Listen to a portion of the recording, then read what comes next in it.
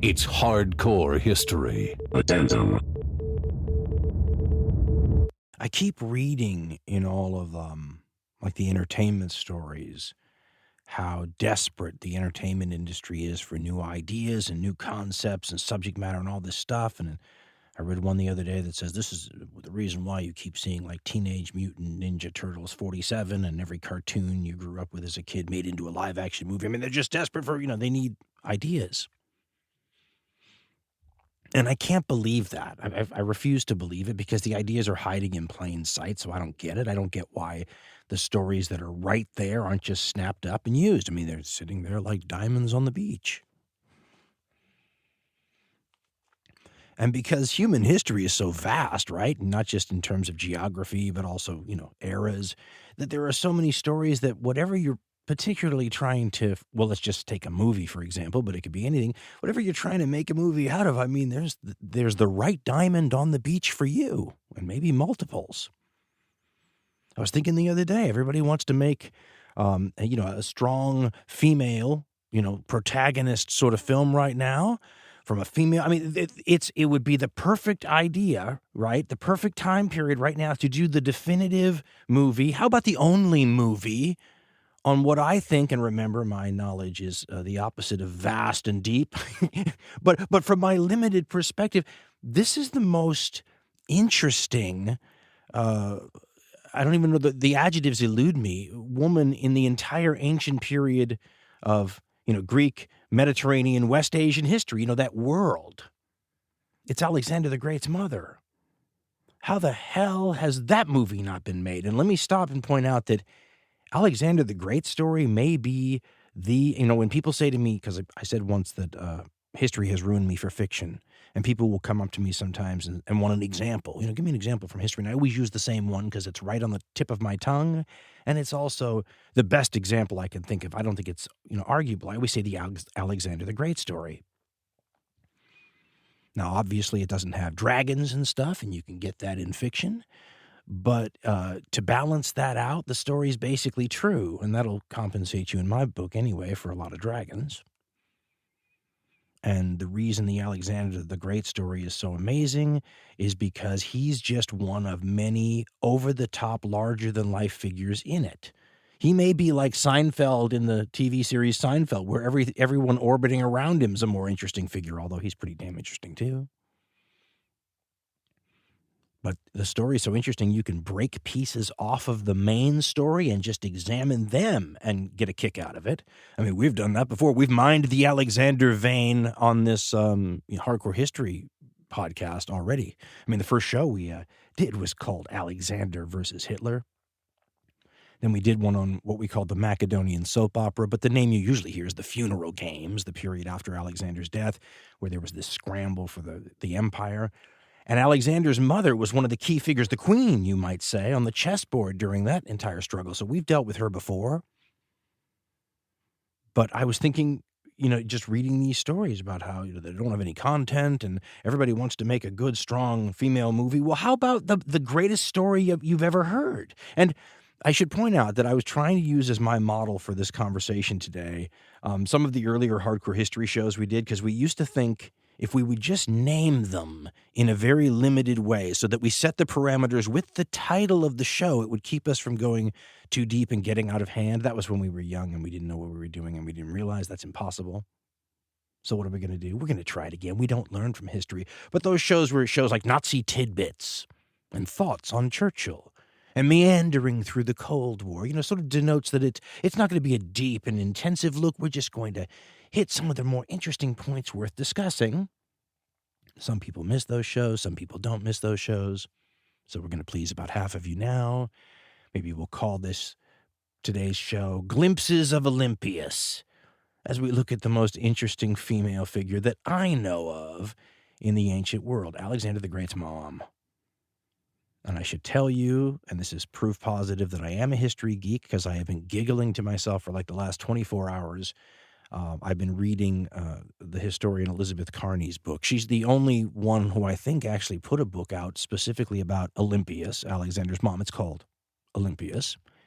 And in it, she addresses one of the let's call them psychological profiles that people have attempted to make concerning Alexander for 2,500 years.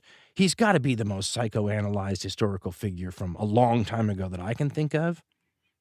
And what's great about him, of course, is you can see him 1,000 different ways, so take your pick. But Elizabeth Carney was addressing this question that has arisen from, way back in the time when this phrase was actually in use. But the question was Alexander the Great a mama's boy? In air quotes, mama's boy. I don't even know what that means anymore. I think like Howard Wolowitz on the Big Bang Theory, which makes that question, that's why I'm snickering, because was Alexander the Great a mama's boy is funny on a couple of different levels, but they're history geek levels. The first one is, think about Alexander the Great for a minute, right? I'm thinking Howard Wolowitz. Instead, we have a guy that is responsible one way or another for the deaths of at least hundreds of thousands and maybe millions of people. Conquered a ton of the known world during the time period, far beyond anything anybody thought possible. Remember, this guy conquered from Greece to India, into India. He fought elephants in the rainforest with Macedonian Greek soldiers. He did not do this from some command center way behind the lines. Instead, he would lead the decisive cavalry charge himself, probably from the front of a wedge formation, which is like a pyramid, and he'd be the guy, the star on the top of the Christmas tree position, the tip of the spear in the wedge, so hardly a shrinking violet. He was known to drink other people under the table in drinking contests at parties, and occasionally, at least on one occasion, spear one of his best friends at one of these parties. He doesn't strike me as the Howard Wolowitz stereotypically, to mama's boy in air quotes.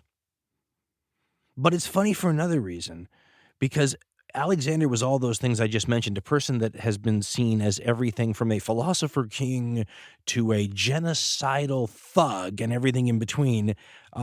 He could have been all those things in his case and still been a mama's boy, because look at his mama.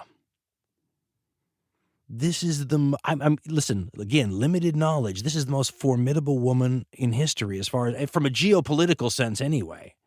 You can see women get involved in stories in the past with these male writers from Greece and Rome and these people who had to catalog them.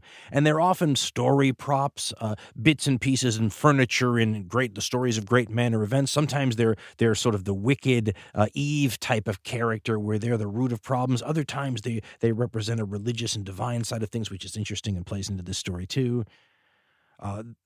But as Elizabeth Carney points out in her book Olympias, it's really tough to tease out all of the stereotypes and the cultural influences of all these ancient writers who would oftentimes excuse a male figure like an Alexander for doing something, horrible. Maybe they had to wipe out a village, and a person like Plutarch, an ancient writer, would say, well, they have to do that. It's sometimes, realpolitik or Machiavellian is the way we look at it now. Sometimes a man has to do what a man has to do to move history forward or whatever, the tough decisions. But when a woman does the same thing, it gets attributed not to logical, real-world questions, but emotion. It's envy, it's spite, it's the jealousy of a woman. She was angry, it's irrational. Right? So just seeing it through a lens where in a guy like Plutarch's time, a person like Olympius looks pretty uppity. In fact, though, let's be honest, Olympia looks uppity from the start. It's part of what makes her fun. Because if you look at the stew that she walked into when she joined the Macedonian royal family, how do you not get killed in that environment first? Or how do you avoid trouble to begin with? Most people would walk in there and go, how do I stay out of trouble in this environment? She walked in and far from shrinking, in a sense, she took it over, and she scared the crap out of some of the most august, over-the-top, larger-than-life figures of their time. One of them was Philip II, the guy she showed up to marry in 357 BCE. So let's tell a little of this story, but like I said, glimpses of Olympias, because I don't want to get too deeply into it for a lot of reasons, including we've talked about some of this stuff before. I am saving most of this stuff for the big Alexander show I have in my back pocket for some later date. Blueprint for Armageddon was one of those shows we were saving for a while, and when the centennial happened of World War I, boom, we did that one. I got the Alexander one in the future, and I'm hoping that my super intense interest in this means a slightly better chance of a good show or shows. So I'm not going to get too deeply into a bunch of stuff I'm saving for that someday. I will say, and this is a little bit of a tangent, in this story that I usually point out is the most unbelievable, interesting historical tale of all time, is, whatever's true and whatever isn't, that there's only been 2 movies attempted by Hollywood, or at least released by Hollywood on this story. It's incredible, just incredible to me. And one was in 1956, and Richard Burton was Alexander the Great. There was another one that was supposed to be a movie, ended up being downgraded and cut up to like a TV movie, like a sword and sandals Western thriller with William Shatner as Alexander the Great. Sort of like Captain Kirk with blonde hair and a more falsetto-y voice. I like William Shatner. I don't think he's probably too happy with it either, though. And then the one done by Oliver Stone not that long ago. And I support an artist's right to look at a person like Alexander and his era from 1,000 different viewpoints, because I think it lends itself to it. It's part of the fun. But it wasn't my cup of tea. I want to give him credit for something, though, because one thing he did has stayed with me ever since, and I actually can't get it out of my mind. I have to confess to it right now. I didn't like his casting. I found out he made maybe the most interesting character in the story. I mean, Val Kilmer is Philip II. Come on. But Alexander's mother is played by Angelina Jolie, and I didn't like the casting. And then I saw her, and now I can't unsee it. I think she's perfect. At least, everybody's got their image. My image of this person. First of all, I don't know if it's the makeup or just how Jolie looks or some combination of the two. Boy, she looks like my image of what a person in the northern Greek, southern Albania area of Epirus would look like. She looks the part to me. And at the time she did the movie, she really seems to be of that age that most of Olympias' story seems to happen in, where she's not a young lady anymore and she's not an older lady anymore. It's that middle range, but she still commands attention in a physical sense. And there's a lot of reasons for it. It might not have just been conventional beauty. I mean, the woman is supposed to have carried snakes around with her. Whether or not that's true, that'll make an impression, right? The stories are wonderful, and watching Elizabeth Carney try to make sense of what's real and what's not in the stories is fascinating. The one thing she does say, though, is the snakes were probably real. So we should back up and talk about the snakes and make sense of all this story for a minute. Olympias ends up marrying, this is why she's famous, right? She marries the up-and-coming, soon-to-be greatest man of her age in her world, the guy who would have been Alexander the Great had he not died. He's one of these kings that actually is maybe like the best example you will ever see, who builds up everything necessary for some great endeavor, dies before he can carry it out, hands over the car all gassed up and ready to go to his son, who then does it and gets credit for it. Philip II is the guy that set up the invasion of Persia. He actually had a beachhead established in Persian territory when he died. Alexander grabbed the keys to the car and conquered, half the known world with it. He was using basically the German Wehrmacht of 1940, right before the whole Russian problem. It was the greatest army of its time, with a host of generals and marshals to help him out, right? He had tutors right away. And this group was in my top 5 of greatest assembly of generals and marshals and over-the-top military figures under a single great visionary leader you will ever see. Genghis Khan had a great group of generals. Napoleon had, has there ever been a better assembly of larger-than-life marshals and generals than Napoleon's general staff people? And then you have Alexander and Alexander's father and all these figures who are not only going to play huge roles after his death and start whole kingdoms and dynasties of their own, but they're all these, right out of central casting. Take Antigonus Monothelmus. Antigonus One Eye. He's got one eye. He looks like, they always portray him like this giant sort of bearded. The Greeks in Athens and Sparta looked at the people up in Macedonia like they were kind of barbarians. And the funny part about it is it's a sliding scale, because the Macedonians were always trying to import all these Greek scholars and teachers and artwork and all this stuff to try to gussy themselves up a little and buff up their image with those cultured southern Greeks who might be a little sniffy and effeminate, but whatever. The Macedonians were moving up in the world during this time period, trying to point out to the other Greeks, hey, we're one of you. We should be in the Olympics too. And Philip was allowed that early on. That's why Olympias might have been named Olympias. But if the Macedonians were trying to not look so barbaric, they looked at the people where Olympius's family's from as the weirdos 150 miles away. That's part of the fun, by the way, of the ancient period, is it's also localized sometimes. I mean, one of my favorite periods in Roman history is really early on when Rome was a small city-state, and it's having a war with another city-state, and that city-state's 11 miles away. I mean, in your big cities now, that's like fighting with your suburbs. But I love the locality of it. Macedonia and Epirus, which is where Olympius is from, only about 150 miles away, over the mountains, though. And Epirus is a place, and it's funny how you can have this, right, where the Macedonians are a little leery of. Elizabeth Carney quotes some of the ancient stereotypes and says, they thought of the Epirates as poisoners and casters of spells.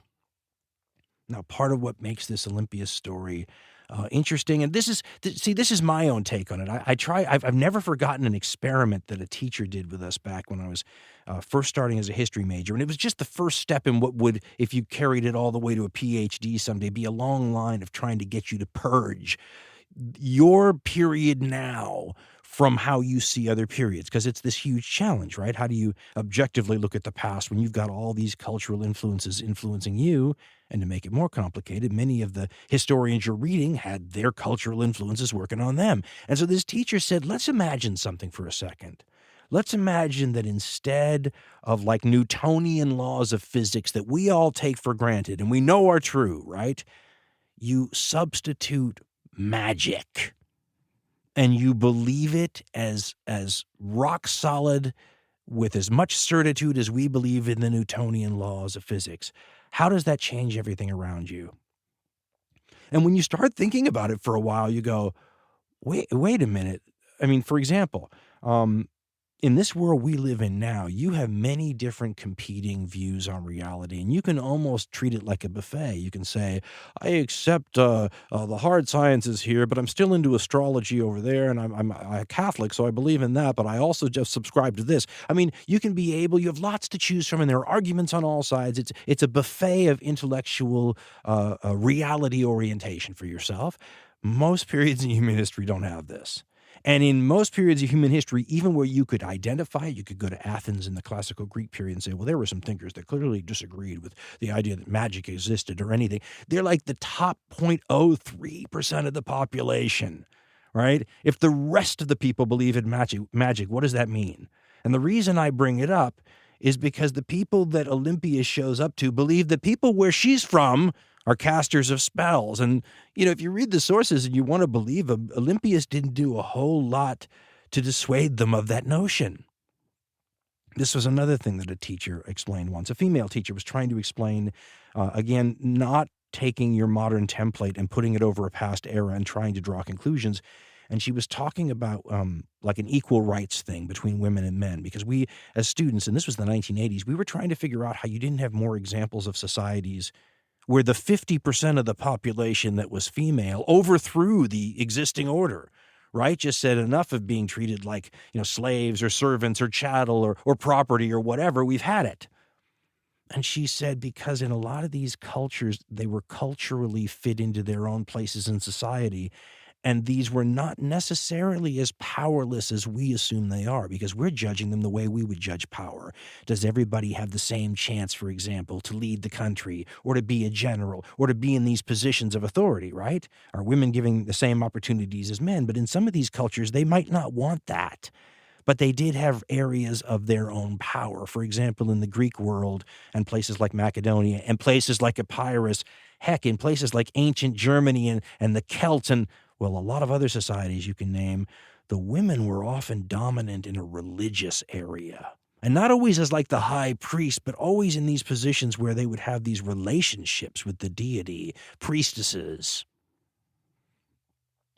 If you look at Alexander the Great's mother and you look at her life, and we'll look at some highlights, she comes out like a Dungeons and Dragons character sometime. I said there were no dragons in this story, but there are snakes. She is a follower of Dionysus, one of the most interesting gods if you go back and you study, ancient Greek mythology. In a nutshell, though, my college buddies would say he's the god of partying, but it's so much deeper than that. Yes, wine, okay, so they're drinking, but there's ritual ecstasy. There may be sexual orgies. Let's put it this way. It's one of those things where, I imagine one guy would wink at another guy and go, she's a follower of Dionysus. But in the case of somebody like Olympias, it made her intimidating, and the sources make it sound like she intimidates Philip II. Philip II? How do you intimidate the greatest man of his day and age? Let me read you Peter Green's description, and I love Peter Green. This was written in 1970, but he's one of those people who raised me on this era and this region, and I still feel like he sets up the legend, let's call it the legend of Olympias. And how is there no movie about this woman? He sets it up perfectly. Now remember, she walks into a scene. Let me set it up for you. That's like a mafia crime family. When Oliver Stone made his Alexander film, there were rumors that Martin Scorsese had been thinking about making one of his own, and I thought, that would be perfect because that would fit my image of the scene. Scorsese's the godfather, if you'll pardon the pun, of the mafia genre of movies. You could take that template, throw it over the Macedonian royal house, the dynamics of it, add a lot more alcohol and a lot of homosexuality, and end up with something like The Sopranos on a week-by-week basis where somebody's getting whacked, somebody's getting poisoned. You don't have love triangles, you have love hexagons. Heck, it's so violent, you have love octagons. Imagine the complexity when you're not just dealing with the other woman, because these Macedonian kings often had multiple wives. You're dealing with all the male lovers of the Macedonian king, and you all may be jealous and gossiping and talking with each other. It is an explosive situation that leads to people getting killed pretty often in Macedonian history.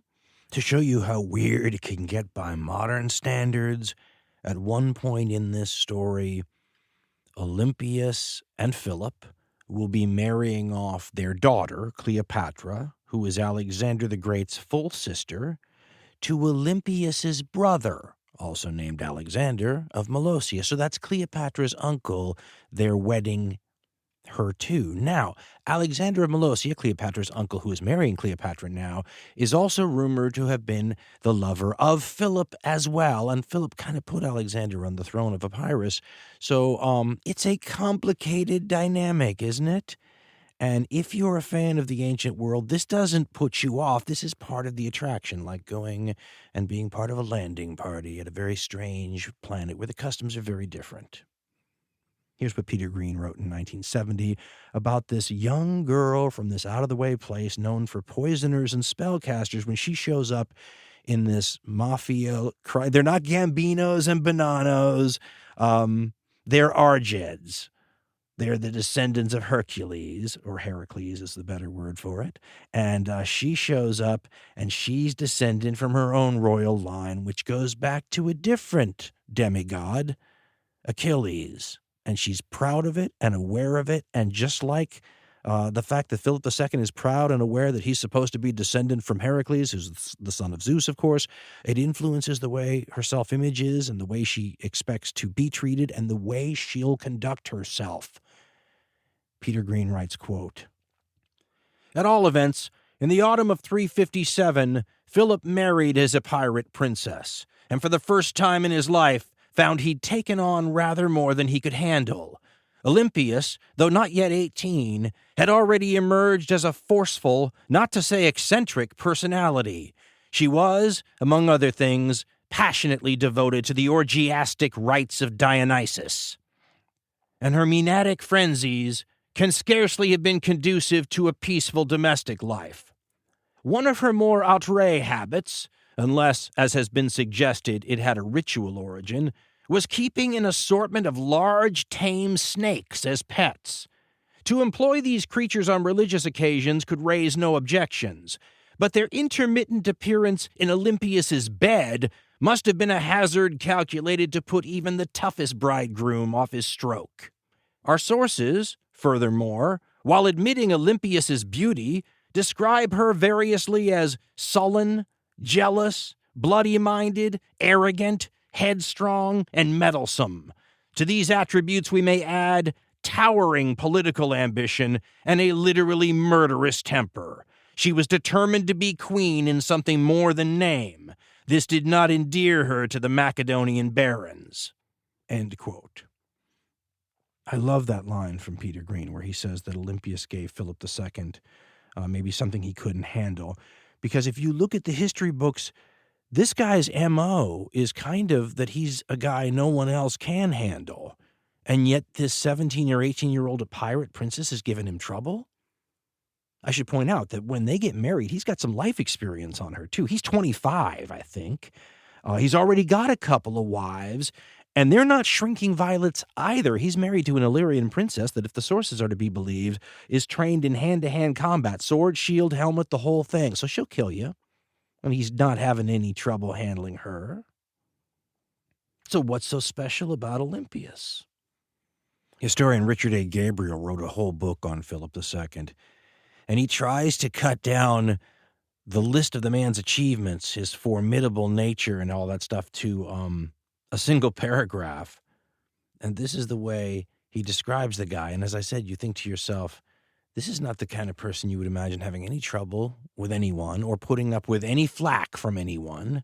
Gabriel writes, quote, "Philip II of Macedonia lived 382 BCE to 336 BCE, father of Alexander the Great, dynastic heir to the Argead kings who traced their lineage to Heracles, son of the Temenid family from Argos that had ruled Macedonia since the 8th century BCE, Unifier of Greece, author of Greece's first federal constitution, creator of the first national state in Europe, the first general of the Greek imperial age, founder of Europe's first great land empire, and Greece's greatest general, was one of the preeminent statesmen of the ancient world. It was Philip who saved Macedonia from disintegration, military occupation, and eventual destruction by securing it against external enemies, and by bringing into existence Europe's first national territorial state, an entirely new form of political organization in the West." He continues, "Having made Macedonia safe, Philip developed mining, agriculture, urbanization, trade, commerce, and Greek culture, and transformed a semi-feudal, tribal, pastoral society into a centralized national state, governed by a powerful monarchy and protected by a modern army." End quote. And couldn't easily handle a 17 or 18-year-old pirate princess. That's fascinating. And listen, timing is everything, right? I mean, if this pirate princess shows up and marries some obscure Balkan king who never does anything, we never hear about her forceful personality. But because she joins the Macedonian royal family when the Macedonian historical stock is about to go from nothing to spectacular, she's there, for the ride, and she has a huge influence on it. And this forceful personality is going to get amplified by the growing power of the Macedonians on world affairs. And this guy she marries is going to play a huge role in that. And then the son she sires is going to do the rest of it. In 356, the year after the wedding, basically, she and Philip welcome young Alexander into the world. And now Olympius's status changes. Part of the reason maybe Philip couldn't handle her the way he could some other wife is all of a sudden she seems to be the mother of the prospective heir. And that changes things. And her power base forever afterwards is going to be this connection she has to Alexander. Normally in history, the mother of a king gets left out of the question about the king's qualities. I mean, this is even true up until recent times. How often do you read about some historical figure, some great historical conqueror or unifier of states, or however you want to frame it, and then someone speak about his mother? You'll hear sometimes the whole, the king has a son who's a chip off the old block, right? Looks just like his dad, carries on the family mission. You can find that example all throughout history. But you rarely hear someone say, yes, has his mother's qualities. But you do with Alexander. And you're tempted to suggest, this is just my theory, but it seems obvious to me. You can send me an email and tell me how wrong I am because no worries there. But it almost seems like they'd ignore it if they could, but it's so obvious they can't. Does that make sense? He's so obviously a product, heavily influenced by his mother, you'd be a fool to deny it. I hate to think that that might just be a story. I don't think so. When Alexander's young, supposedly the precocious nature of the child is noticed. This can all be stuff written after the fact. Alexander put out a ton of propaganda in his life, and it's colored the narrative and polluted it ever since. Now, if the two things that Olympius traditionally brings to this Alexander influence question are, her influences as a mother, a close personal confidant, and parent of Alexander, right? So you'd say her social influences and her DNA. So of the things Olympius brings to the table here, the DNA side's easy to understand. I mean, it sounds to me like if we were at a cocktail party in modern times and Philip and Olympius were there and they didn't even know each other and they were just sort of talking for the first time and you overheard their conversation and watched them, they would be the kind of people you would go, I wonder what kind of kids those two people would have. Right? So they sound like formidable people to begin with. And the Greeks wouldn't have thought about DNA the way we do, but they sure did think about things like lineage. And that's why you hear all this talk about Alexander's Heracles is descended on this side and Achilles on that side, because it has a lot of power if everybody buys into that. Alexander bought into it. And his mother, and part of her role in all this is she's telling him this stuff and telling him not to forget it. One of her reputations, historically speaking, is that she's constantly whispering into Alexander's ear, don't forget who you are. Don't forget your lineage. So besides the DNA, the personality question that comes into play here and what she did to influence that, well, this is where things get more interesting because this is where the magic gets involved, right? If she's telling her son that he's not necessarily just a descendant from Achilles, many generations up the family tree, but perhaps that he's related to a god in a much more close way than that Philip II's not his dad. Zeus, the king of the gods, is his dad. Oh, let's turn to Plutarch, shall we? Because he's so fun on stories like this. But if they believed it, this is where the power of mass collective belief, right? These people don't believe in the Newtonian laws of physics like we do. They believe, Plutarch's writing hundreds of years later and says this. Note that there is no question is the way he phrases it. Quote, as for the lineage of Alexander, on his father's side he was a descendant of Heracles through Carinus, and on his mother's side a descendant of, I believe it's Iacchus, through Neoptolemus. This is accepted without any question, he writes. Then Plutarch, writing hundreds of years later, by the way, talks about Philip meeting Olympius at a religious festival. Once again, Olympius always sort of associated with the mysteries of Dionysus. And I should apologize to Dionysus. I didn't mean to simply write him off as just the god of partying earlier.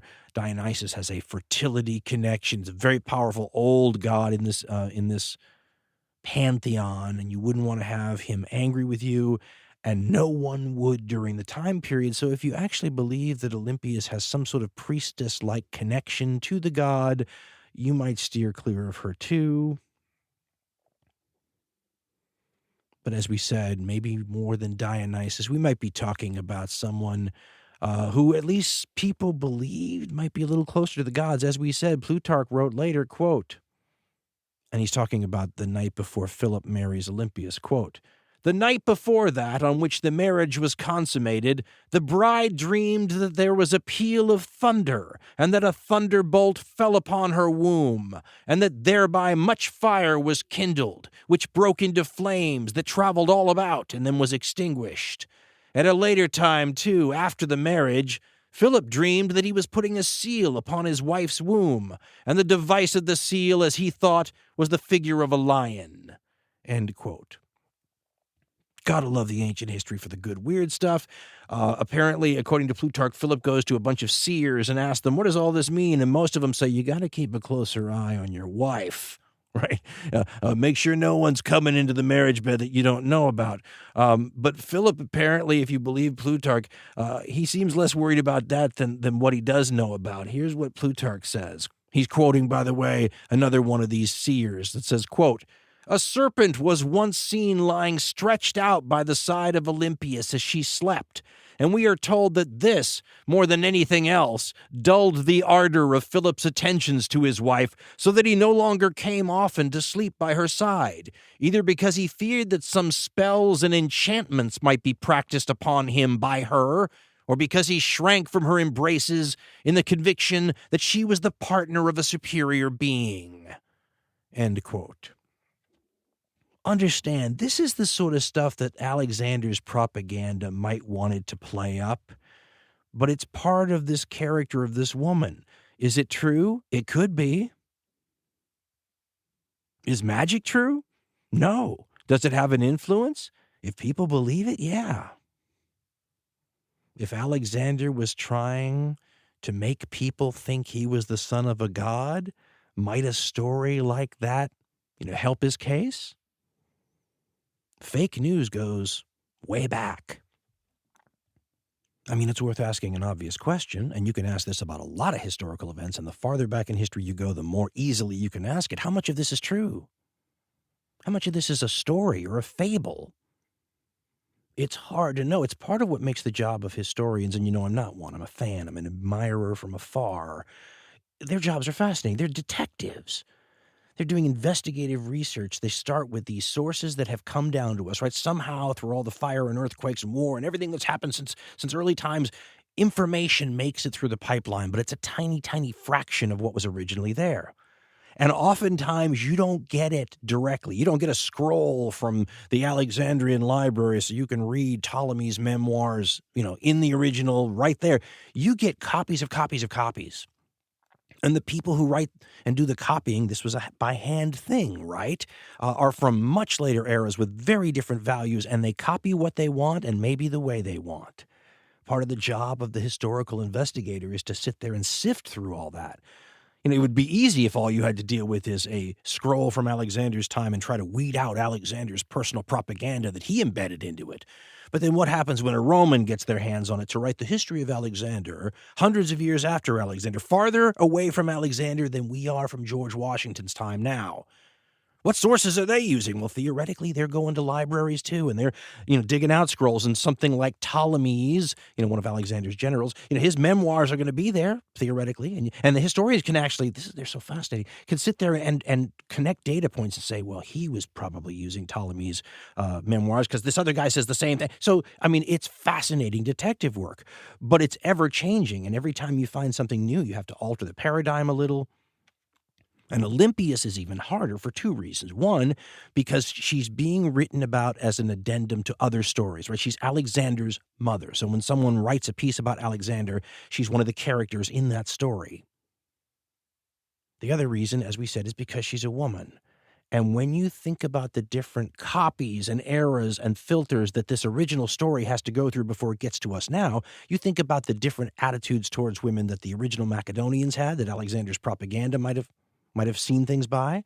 Then you think about their changing status in Roman times. Then think about the post-Roman world and the Middle Ages when you've got monks and scribes copying this stuff in a religious context.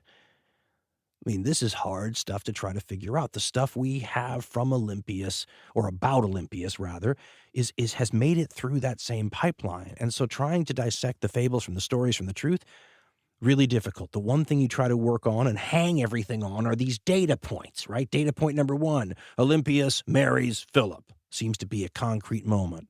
This is a connect the dots game. There's a dot. Olympias gives birth to Alexander the Great. Boom, another data point. Connect that dot. There are going to be periods in her life where we are missing data points, right? She's not part of the Alexander story. Nothing is going on with Olympias now. So fast forward, and we're going to fast forward, yada, yada, yada, because we don't know what's going on. There are things we can infer because we can see what's going on at the same time. Her husband, Philip, is off doing his, making his obituary, essentially. He's piling up the achievements. This is the period in his life. He's laid that foundation that we said earlier. Now he's capitalizing on it. My mythical producer, Ben, had suggested casting some of these people, and I thought, like trying to figure out if you like Angelina Jolie, but you didn't like Val Kilmer as Philip, who would you like as Philip? And I spent a stupid amount of time, and a stupid amount of time to not have a better answer, researching actors and going back and watching clips on them. It was silly. And the best I came up with, although he's a lot better than a lot of the other ones I came up with, I thought a 38, 40, 42-year-old Charles Bronson would have met my view of it, kind of. He's got that look where you could see him coming from that region. He's not Macedonian. He's not even from the Balkans. He's Lithuanian or Latvian. But I think his family, go back to like Tatars from the steppe. I think like Angelina Jolie, if you put his physical features in the hands of a good makeup person, you're going to get somebody that looks like they could play the role in terms of the physicality of it and whatnot. I messed around for, again, far too long with one of those online beard creators where you upload a photo of Charles Bronson in this case and then try to find a beard that fits him. I couldn't find anything that even looked like it wasn't a joke. I know one of you out there will, though. I know how these things go. So if you do it, don't get some barbarian-looking beard. Don't fall for that Demosthenes portrayal of the guy. This is a wealthy, up-and-coming dude who wants to tell and show the Greeks down south. I mean, part of this is a PR campaign, that he's a full-fledged member of the Greek Cultural Club. I mean, this is a guy, you don't have to worry about letting him into the country club. He won't embarrass you. Look at these flashy suits he wears. He's going to be as turned out as he can be, while still appearing to be, Charles Bronson. I also think this will be a fun role for Charles Bronson because, there's all, as we said, and I think this is a wonderful way of showing how weird this is because the cultural mores are so different. Imagine Charles Bronson in one of those scenes where he has to be with one of the male lovers, right? Even interacting with them in a way that implies it. You don't have to see anything, just the implication. Can you think of a more awkward pairing? I think that's perfect because every time you read about these things, the historians always caution you about applying our modern views because they say the Greeks didn't think about it the way we do. It's, there's so much cultural baggage concerned with it. So you have to think about it in a way that's totally alien. Watching Charles Bronson in some sort of gay Brokeback Macedonian mountain scene is about as strange and sriracha sauce on vanilla ice cream that I can imagine, which is how the ancient world looks and feels. Like I said, if you revel in that sort of stuff, there you go.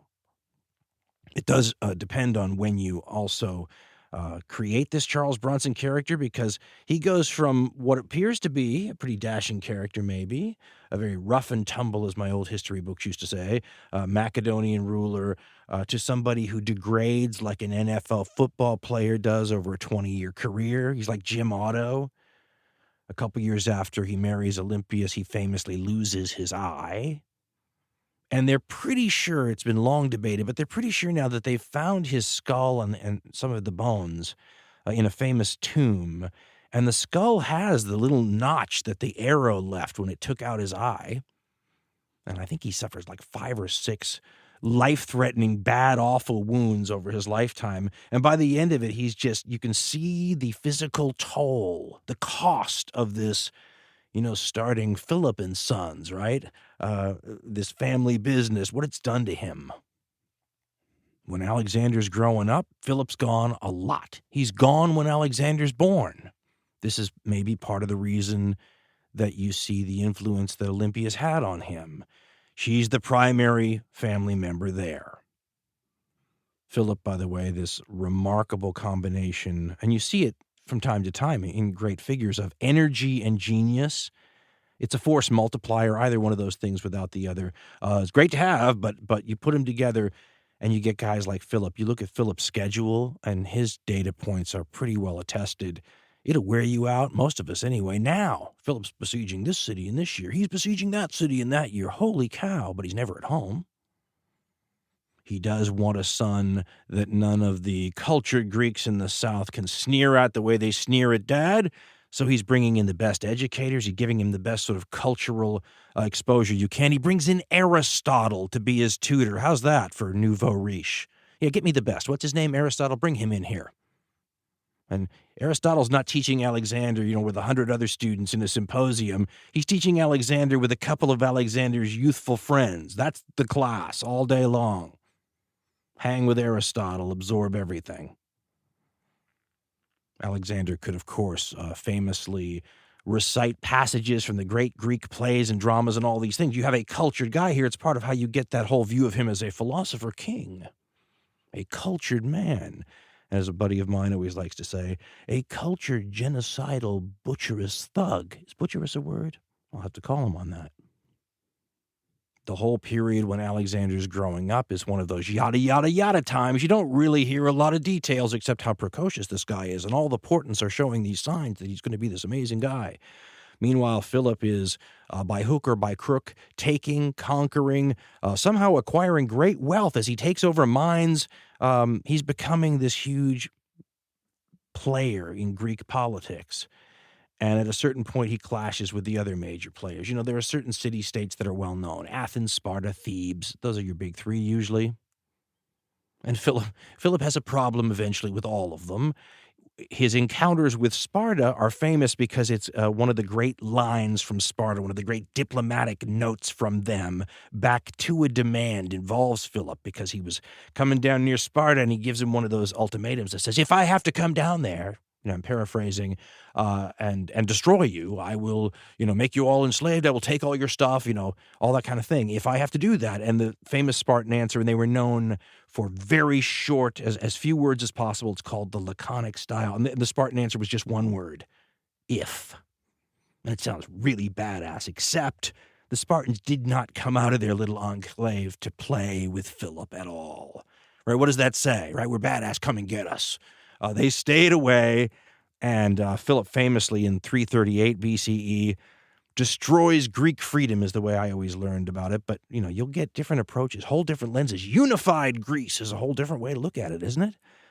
When he destroyed both those armies at the Battle of Chaeronea, the combined arms of Thebes and Athens, and it wasn't all that close. Famously leading the cavalry charge, his young, I think he was 17 or 18 years old, his young son Alexander. Right? You got your 17 or your 18-year-old kid at the tip of the spear there, Dad. Welcome to the Homeric ethos in action, right? So Olympius's data points re-enter the picture here as Philip is beginning to get to the height of his power. He's doing so many amazing things and is being recognized as this huge historical figure that Alexander supposedly says, I think it's Plutarch that says that he's not going to leave anything for me, or the functional equivalent. He's going to do everything you can do. Alexander was chomping at the bit. I like Elizabeth Carney, the historian, who points out that there's this usual relationship between kings and their sons that's a little strange, right? Because sometimes the son is the king in waiting, just sort of waiting for the dad to die, even if you like the guy. The dad, however, may have several different sons that could get the kingship in a system like the Macedonians. So that explains, Carney thought, one explanation anyway, why Alexander might be close to his mother. She and he have the same interest in him. Philip ends up, he's got a son about Alexander's age, right around, named Philip Aridaeus is the way history describes him. He's interesting. He's described all kinds of different ways. He sounds like he's got some sort of mental disability. It's obscure. I think it's Plutarch. I can't remember which of the ancient historians starts the rumor that it was Olympius who poisoned him and gave him that malady. Don't you love that? I mean, if you're going to have a bad guy in the story, anybody who's in Alexander's way who has anything wrong with him, it might be the witch. I mean, the priestess. But Alexander runs into some trouble as Philip is reaching his ascent, and he's planning this crusade against Persia, right? This is going to be Philip's crowning glory. He's going to go back, and this is the way the propaganda sells it, and pay the Persians back for that whole invasion thing that happened, with the "we are Spartans" thing more than a century before. You're like getting mad at somebody for something that happened in the late 1800s and saying, we're finally back, You thought we forgot about that? No. Philip gets a bridgehead going in Asia. He creates a league of Greek states. The Macedonians didn't rule like god kings. This was a way to do it in a very modern fashion where everybody just is in the Greek version of NATO or the Warsaw Pact or whatever, and we're all in this together, right? And by the way, who is the leader of the group? You guessed it, the boss of bosses, Philip. The moment where Olympia comes back into the story is when Philip takes another wife. The same year that this crusade against Persia is announced, Philip marries Cleopatra. Now, the Macedonian history is really hard to follow because they seem to have only had like 9 names or 10 names for people, and they just reoccur all the time, so you get easily confused. Cleopatra, one of those names you see all the time. It's not Egyptian. It's Greek and Macedonian, and it's one of the names. I mean, Alexander's sister's name is Cleopatra. This Cleopatra is the niece of a guy named Attalus. Attalus is one of these important Macedonian barons, one of these people that, are part of the family, right? We're marrying ourselves together even more. We need each other. Philip needs these people to, they're the best cavalry in Greece. He needs them to be on his side and everybody happy. So they're going to marry into each other's families. And then there's an incident recounted. This is part of the Macedonian soap opera thing, where stuff just goes down at a drinking party. Now, if you're a substance abuse counselor, you're going to notice right away that it is probably not smart, certainly not by modern standards, to get a whole bunch of these powerful and important people together. And they're an emotional lot, by the way, but they're all killers in their time period. A lot of people were killers, right? I don't want to make that sound so extra bad. They're not Charles Manson, but these are all very experienced men, kind of hard men, and they like to drink, and they don't like to drink in moderation. One of the critiques that the Greeks always had about these people is that they do not drink wine mixed with water like cultured people do. They drink the wine straight, and they have drinking contests. This is something that's hard to understand, but you have to imagine very big containers full of wine, and then men drinking at the same time, and the guy who drinks longer wins. But when you read the accounts of this, it's crazy. And by the way, these guys are there's weapons everywhere. I mean, it's a dangerous environment for people to be dead drunk in. I mean, what if you said something in this mafia-like crime family that wasn't politically correct about somebody who was really powerful? So here's the story. Take it or leave it. But it's famous. A lot of you know it already. There's a drinking party where this marriage is being celebrated, and Attalus, this important Macedonian general and baron and everything else, is supposed to give a toast. Something about it's phrased different ways, hoping that this provides an heir. But the suggestions in many of the pieces of literature is hopefully provides a legitimate heir or a true full-blood Macedonian heir.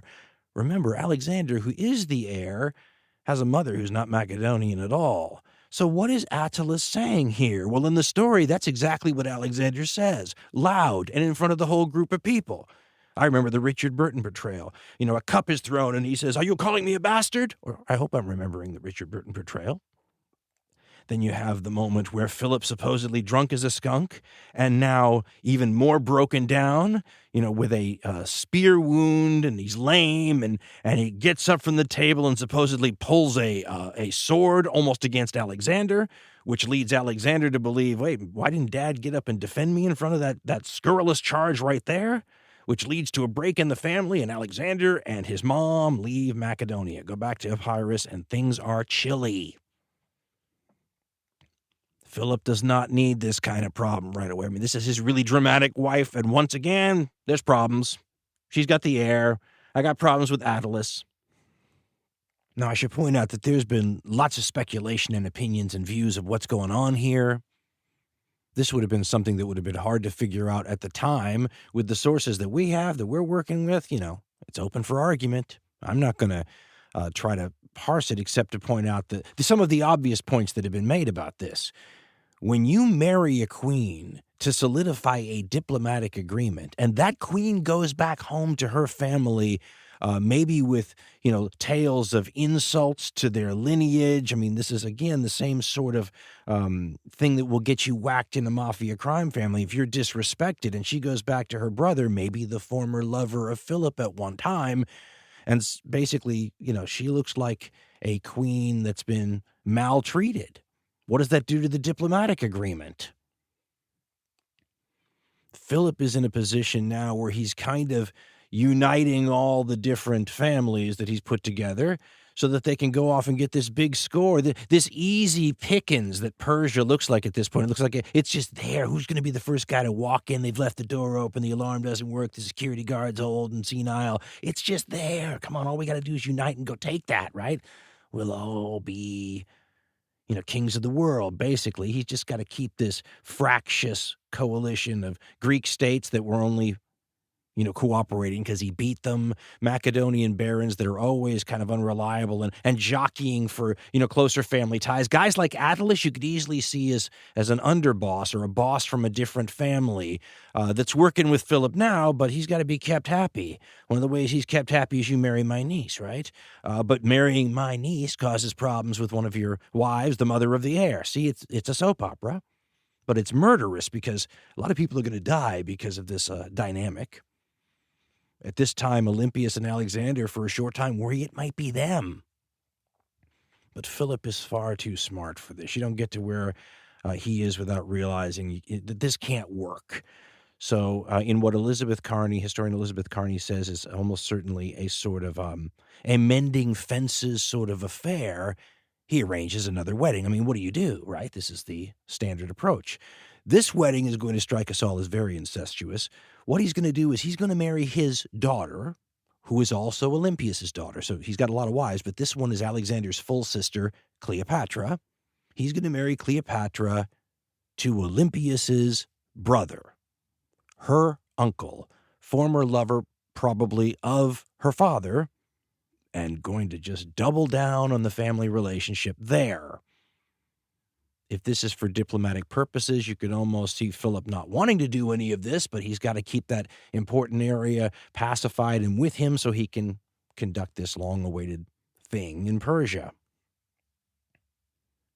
He's already got an advance party of his generals who've conquered a little bridgehead over there, so, they're ready to go. So as part of the ceremonies for this wedding, where Cleopatra is going to marry her uncle, Philip throws a big bash. This is his coming out party. This is 25 years or something of work on his part to create this moment, and he's going to bask in it. He invites all the big dignitaries, all the top people, the ambassadors, the performers, everything. Today we would call it a star-studded affair, right? The media would all be there. He has a bunch of gold statues made for all the gods, and then one other one that just happens to be him. Think of the significance of that. So this is this multi-day affair, supposedly for a wedding ceremony, but in reality a hugely political event.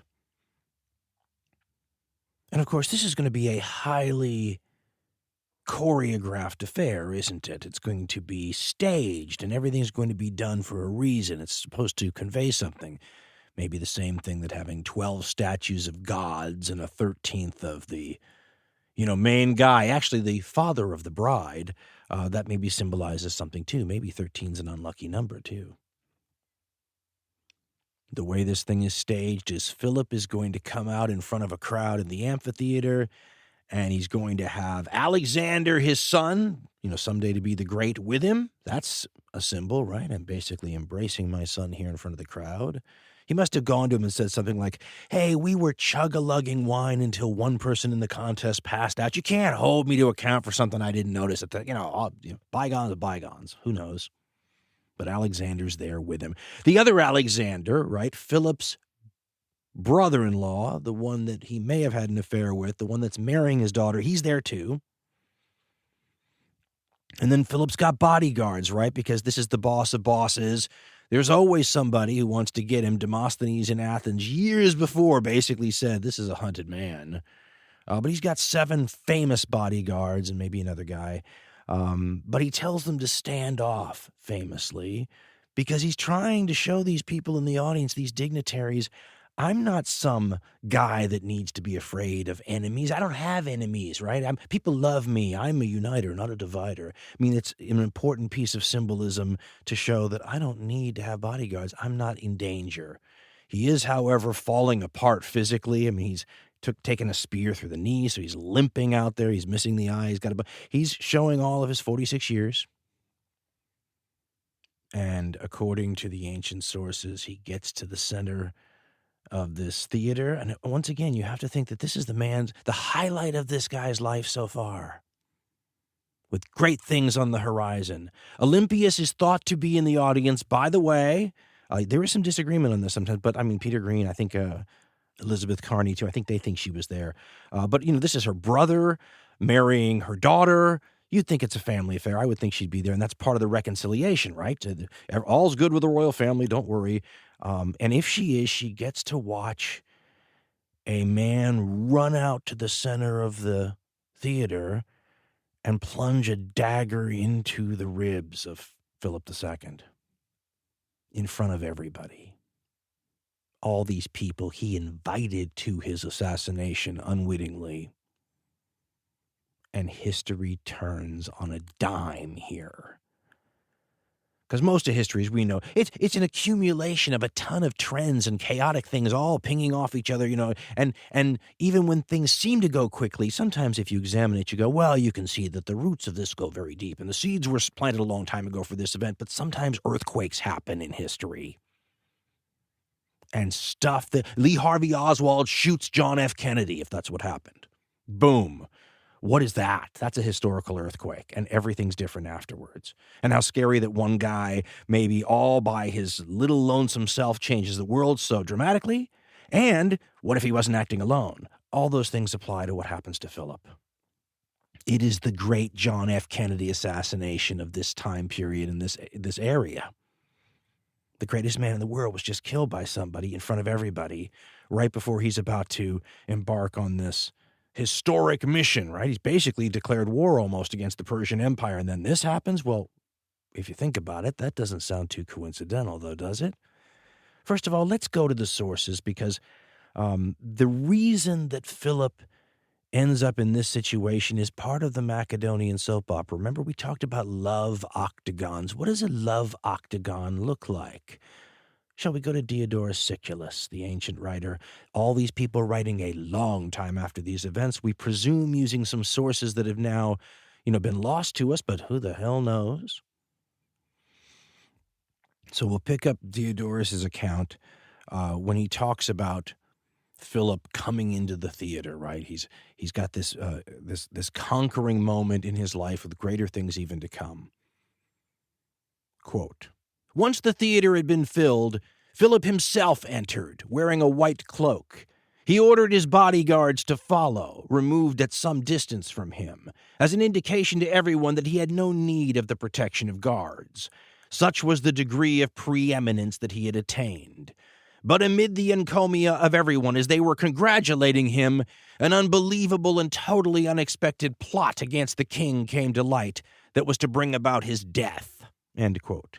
Congratulating we may be talking about applause there, like a theater people applauding him and lauding him, as garlands being thrown his way. I guess if this has to happen to you, maybe this is the time. I don't know what you would choose if you could choose.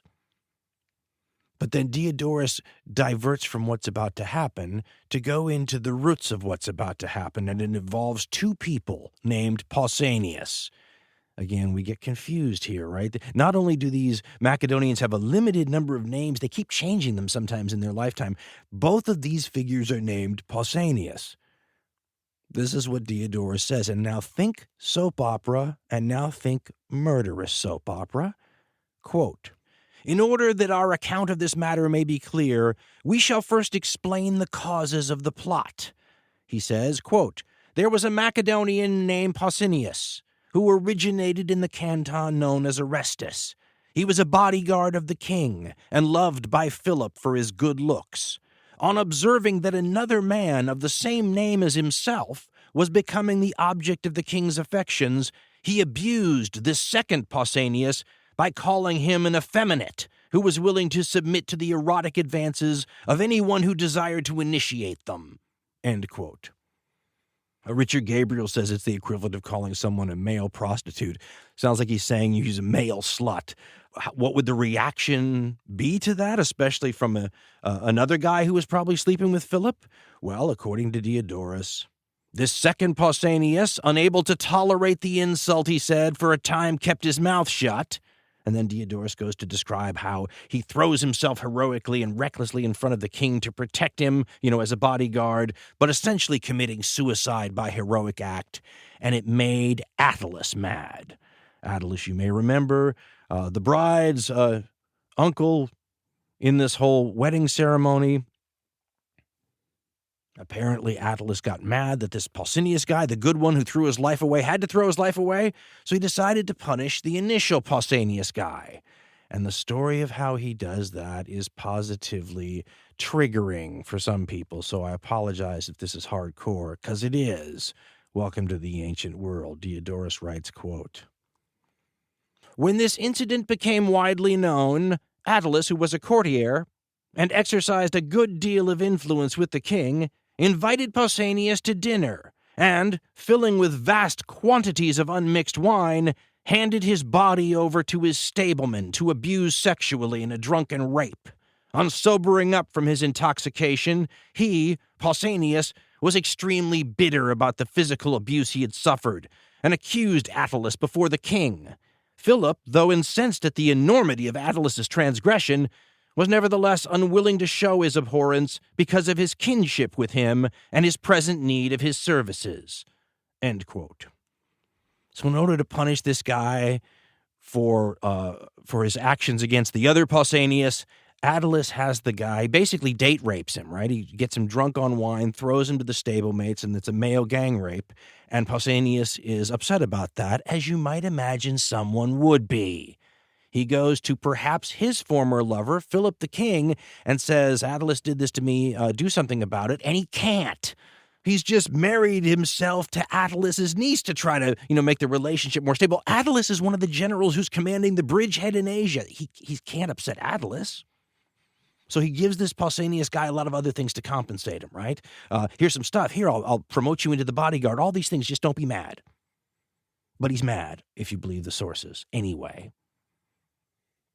And instead of just wanting to get even against the person who set up his gang rape, he wants to get even with the guy who didn't do anything about it when he complained. He went to the Godfather, and the Godfather didn't help.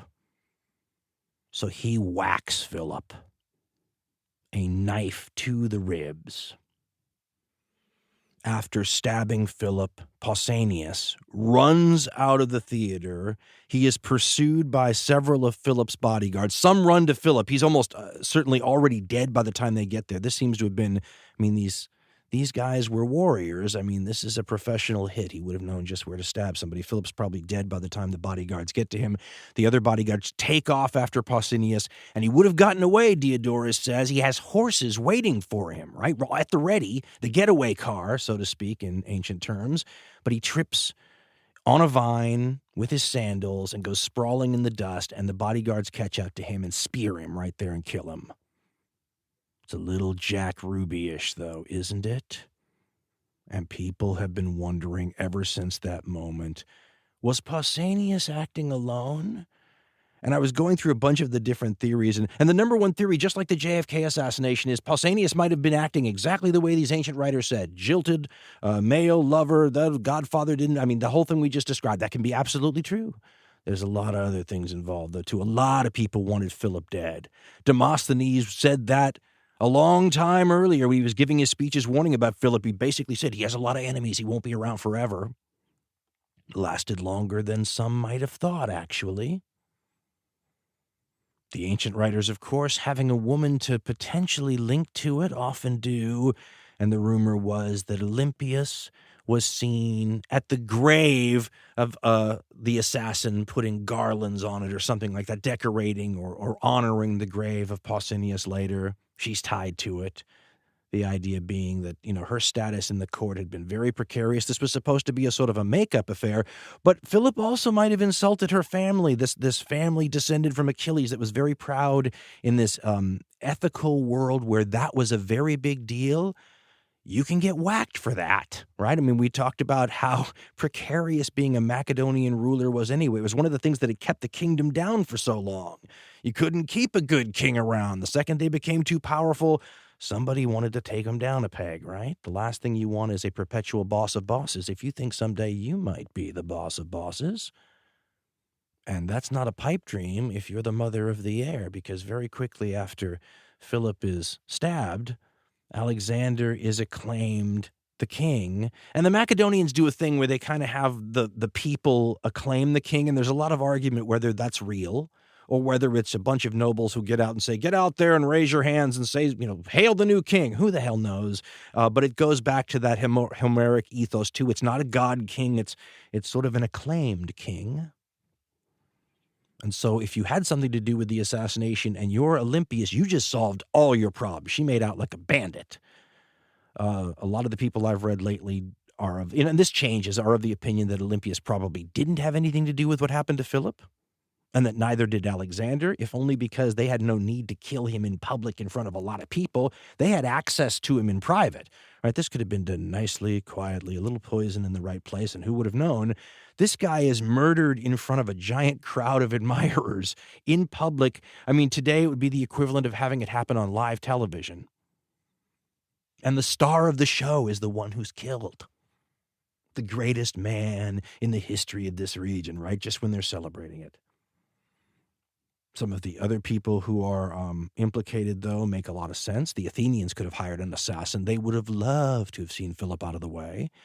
But maybe most likely on this assassination, hit list, who paid for the killing, who hired Murder Incorporated?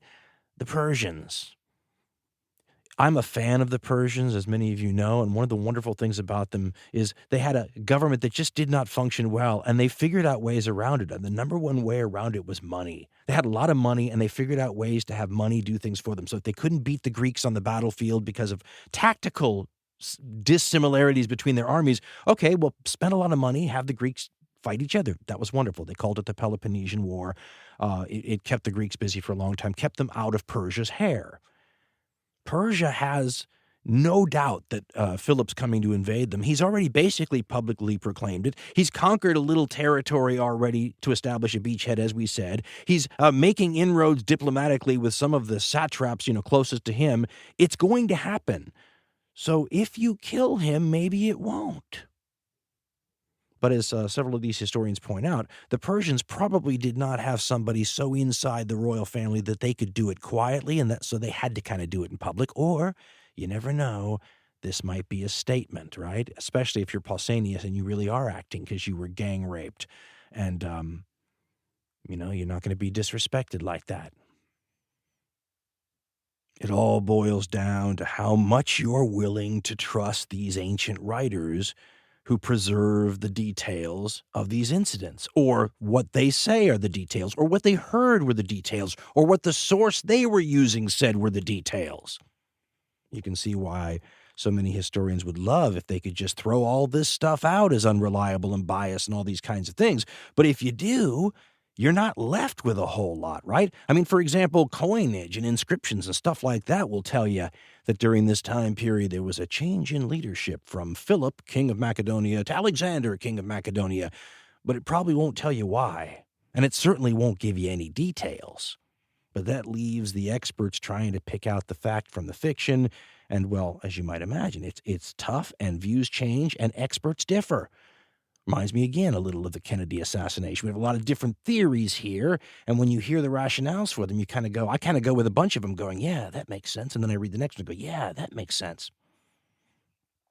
In the 1970s, when I read Alexander of Macedon, Peter Green was firmly in the camp of those who thought Olympius and Alexander did it, a dynastic hit. Now, his views may have updated since then, I should point out, and updated doesn't mean better, because there's a whole lot of people still think Olympius and Alexander did it. But the story, you want to compare it to the JFK assassination, which is a fascinating story, of course. At the same time, it makes it look so vanilla and boring by comparison. I mean, for example, if you want the analogy here that starts the mind reeling, you'd have to have Jackie Kennedy basically at the root of the plot to kill her husband, right? When he gets killed in the limo next to her, she set that up, if she's Olympius and you believe that particular conspiracy theory. What's more, the person, if you believe Oswald took a shot at JFK, that person is encouraged by Jackie Kennedy to do the deed. And Oswald, of course, would have had to have a sexual relationship previously with JFK. See how weird it gets and how quickly? Remember how wild some of the accusations from the ancient writers can get here, saying that Olympius placed a gold crown on the assassin's head. The assassin was nailed to like a cross or a gibbet, and that she placed a gold crown on his head, and then had the ashes spread over Philip's grave. That every year on the anniversary of the murder, she poured libations and offerings over them. That she obtained the murder weapon and dedicated it to Apollo and used her maiden name when she did. A lot of accusations, right? Well, Peter Green suggests, back in the 1970s anyway, a possible way it all goes down, and it starts with Olympias working her sorceress-like magic, psychologically speaking, on the Lee Harvey Oswald in this story. I mean, Plutarch has Olympius doing the initial inciting of Pausanias, going up and playing on his grievances and exhorting him to do this. We should recall, by the way, the version I gave of the Pausanias date rape thing, that's the mild one. The more severe one is that this all happened at a party and that Attalus, the guy who organized the whole thing, was one of the people who date raped him before turning him over to the grooms who continued the process and then beat him up afterwards. The point of the story is that this guy's humiliation would have been known to basically everybody. Imagine how quickly that gossip got around with all the people that mattered in his life. In a culture of a heroic ethos, clan loyalties, grievances, generational feuds, how do you think this person's gonna be thinking of himself anyway? He's humiliated, and if Olympius goes to him and commiserates with him and tells him that this can all be remedied, right? We can just put somebody else in power not connected to your whole deed, and all these bad people, including Attalus, will go away. And I can think of a whole lot of different appeals that might have been used on a guy like Pausanias, starting with the most real-world bedrock one of all. How about some money? Or how about you pull this off, get rid of the old king, the new king takes over, the new king is going to forgive you, make you a valued member of your honor-based society again, you will prosper, your enemies will pay. That's a pretty good incentive in any time and place for a lot of people, isn't it? Then, of course, there's the other tradition about what was maybe going on here, and that's that Olympius was in the assassin's head, psychologically manipulating him, like Jackie Kennedy working on Oswald psychologically. There were no doctorate degrees in psychology in the ancient world that I know of, but let's not pretend that the ancients, especially the ancient Greeks, didn't understand human psychological makeup. I mean, go look at their plays. It's a key integral part of a lot of them. They explore the issue intensely. To me, when I do my movie, it's not going to be a movie. It has to be more like a Game of Thrones now that I think about it, long-term sort of thing, because there's too many characters that come in and out. You can hardly learn the names, and they die, and much more suited to that. But in the movie, I'm going to have my moment when Olympias goes to Pausanias and gets up in his head. I'm going to have her come to him, and maybe she did, dressed the way some of these ancient writers describe the Dionysian priestesses. They carry wands. One of them said they carry wands, like magic wands. Some of them wrapped with ivy, which was a sacred plant, I guess. Others dripping honey, which is very symbolic if you think about the god of fertility and all that kind of stuff, and wine and all that. And that there were snakes everywhere, sometimes on the wands, wrapped around them. I think it was Plutarch said, freaking the men out. So she's going to come in my long-term HBO miniseries. She's going to come to Pausanias, and she's going to get in his head, and she's going to promise a very Dionysian thing to promise. Because remember, Dionysus is, the Apollonian tradition, according to Nietzsche anyway, and others, is that's the rational side of the human mind, the logic and all that. It's all the other stuff that Dionysus controls. The hidden stuff, the subconscious, the emotional, the inspirational, the madness. I mean, heck, acting and most of the arts are Dionysian at their root. It's a little mysterious, right? It's very mysterious to us now looking back in the ancient world, but even in the ancient world, it was kind of mysterious. It was part of the attraction, and she represents this. Now, another name See, this is how I'm going to do it as the producer of this thing. The other name for Dionysus that Dionysus was known as was the Liberator, right? Frees you from care, worry, sorrow, pain, the good side of what wine might do to you, especially in the ancient world, versus the destructive nature, which is the divine madness and all that kind of stuff. Although she wouldn't have seen that as destructive. That's one of the good things, right? Well, she is promising, as a priestess for the Liberator, maybe, to liberate Pausanias from his cares and worries and this hell that he lives in. We should also point out that she's the one who supposedly has horses waiting for the conspirators, right? So remember, there's not one horse waiting. The tradition has multiple horses there, multiple getaway vehicles. Why do you need multiple horses if you only have one assassin? Peter Green has a 1970s rundown of how it might have happened. And he writes, quote, "From these facts, we may perhaps form a hypothesis as to how Philip's murder was planned and carried out.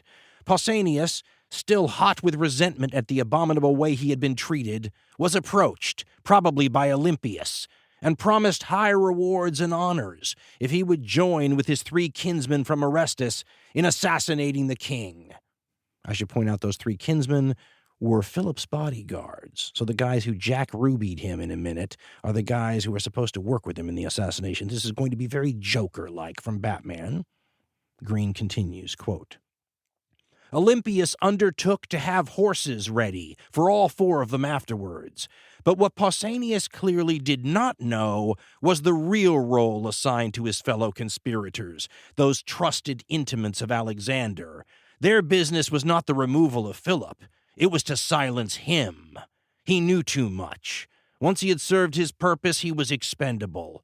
After his death, the propaganda machine could go smoothly into action. The elimination of Pausanias was an essential stage in the plot. Circumstantial evidence, he writes, does not amount to proof positive, but men have been hanged on weaker cumulative testimony than that assembled here. The motive was overwhelming, the opportunity ideal." End quote. Whenever there are these giant earthquake moments in history, it just seems wrong for us to not know more about them, because the import would seem to demand that there be more information about them. But then I remember the Kennedy assassination, which happened 2 years before I was born, and look at how much you think you know, but you don't know about that. So imagine something more than 2,000 years ago. I've always loved A.B. Bosworth, an Alexandrian historian. I like his view that Alexander was, let's not romanticize him too much.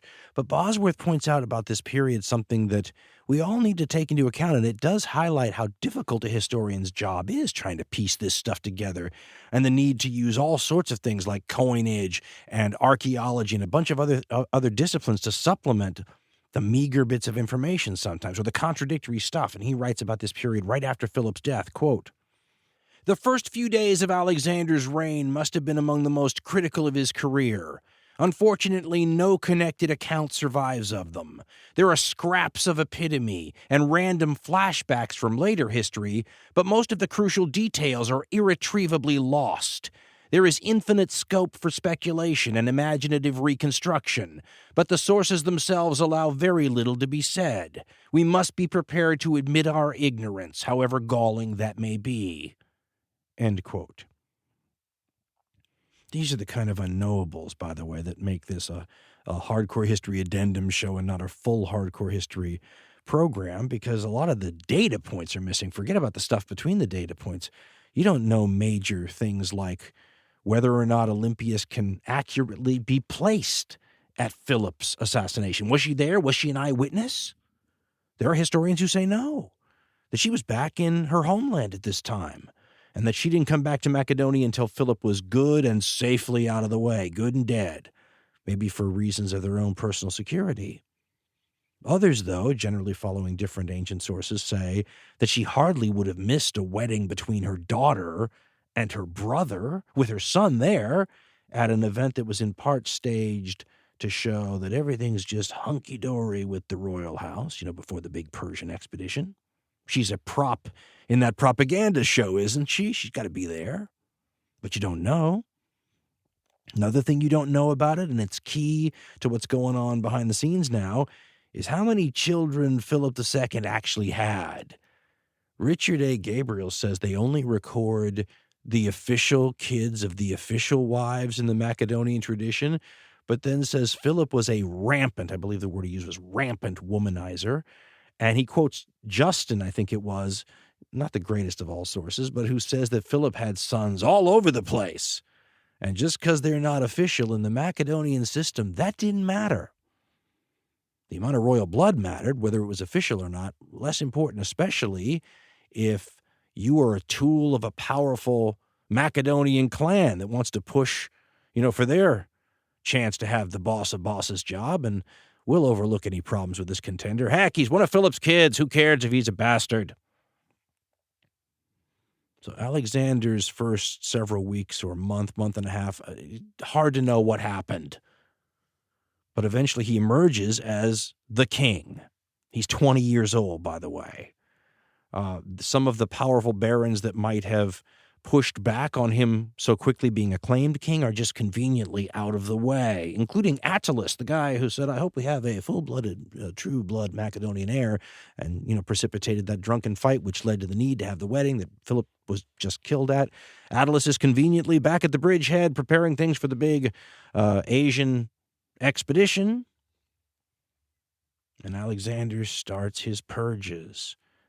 Now, these are not abnormal. When the kingship changes hands in Macedonian history, it's often bloody. It's almost like there's a godfather list. People to be hit when the godfather dies. And when my father dies, carry out your orders. And when Philip is killed, people start getting killed because of it. Alexander's official line, once he becomes king, by the way, is that Pausanias did not act alone. This was a conspiracy. At his father's funeral, at the gravesite, he executes people.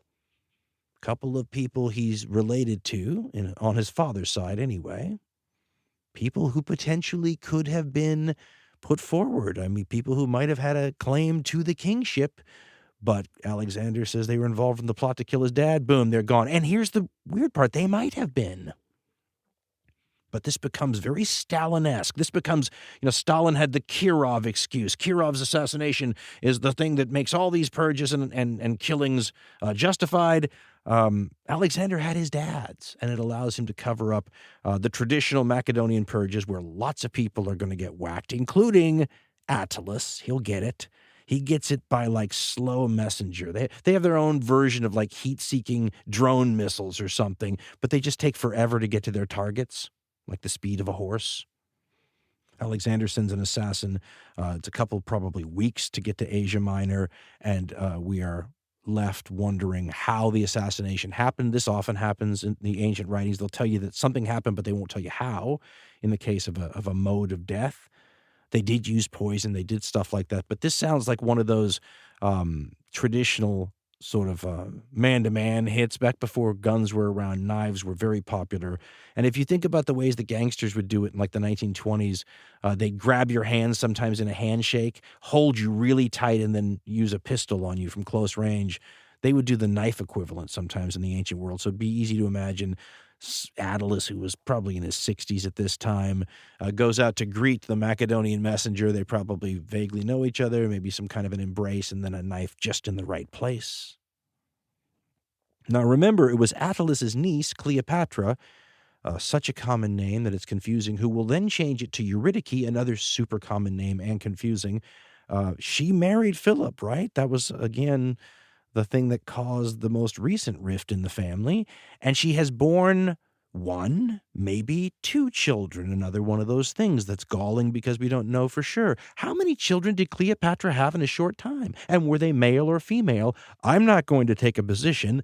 Experts differ. There was supposed to be a female, her name Europa. There was, in other sources, supposed to be a male, his name Craterus. You could have either one or the other or both. I don't know. Neither one of them are going to make it very long in this world, though, because they are both under the age of 2, and they and their mother are about to get whacked. Now, you may say, why are you spending so much time on Alexander the Great's purges as he initially comes to power? It's a logical question. Elizabeth Carney answers it when she says, because Olympius participated in them. One of her claims to infamy, historically speaking, is that she's the one who eliminates Philip's newest wife. Remember, Philip's newest wife is his seventh, I should point out. She eliminates Philip's newest wife and his one or two children that are either male or female or both. This is one of the events that Olympias is most known for, and it colors her entire historical reputation. So as you might imagine, Elizabeth Carney, writing an entire book on Olympias, has the luxury of spending some time on the question and devotes several pages to the possibilities. And the first possibility is that it never happened at all. And we need to bear this in mind, right? We've talked about this. The historical equivalent of fake news or whatever. Thousands of years, limited sources, unreliable sometimes. May never have happened. If it did happen, what was going on there? Was it some outbreak of, like raging hormones and jealousy and all this sort of stuff from one wife to another, the real soap opera stuff, right? You stole my husband and I'm going to get you. No. Elizabeth Carney points out that these are highfalutin diplomatic marriages with kings who go out and sleep with anyone they want. This is not a question of sexuality and all that, especially probably not by her age in the ancient world. This is about power, and in some cases about personal security, and those two things are related. And the way you know this is that had Cleopatra, Philip's last wife, gotten to Olympius and Alexander first, the shoe very well could have been on the other foot. Elizabeth Carney says that this very likely was a do unto others before they did unto you sort of thing. You hit their family, Attilus's family, before they get you. Attilus, of course, the uncle of Cleopatra, and he dies too. One of the things that Carney points out, though, is that people die a lot in these Macedonian power transitions, as we said, and by the standards of the time and place, this may have been a relatively lightweight purge, right? Merciful purge. This side of the family, Cleopatra was always going to get cut off, and any of her offspring were too. It is unusual. It won't be as unusual after this time period for one woman to be eliminating another woman and a female child, likely female child, Europa. That's unusual. But if these were Macedonian males, it would have been realpolitik and typical Macedonian stuff. Because it's a female, it's blamed on jealousy and whatnot. But Elizabeth Carney says, and she seems to come down, if I'm reading her right, on the idea that it did happen, but it happened for the same kind of calculating. She says Olympius was always a very calculating person, that it comes down to the same sort of calculation that Philip himself, her husband now in the ground, would have made. She's a hardcore realist, and she got Cleopatra and the Attilus side of the family before they got her and her son. And how it actually happened is, once again, the debatable stuff. Did she carry out the killings herself? Did she order them? How was it done? A much later unreliable source famously says that she had the other wife of Philip and the infant or infants dragged over a heap of burning coals, like a giant barbecue,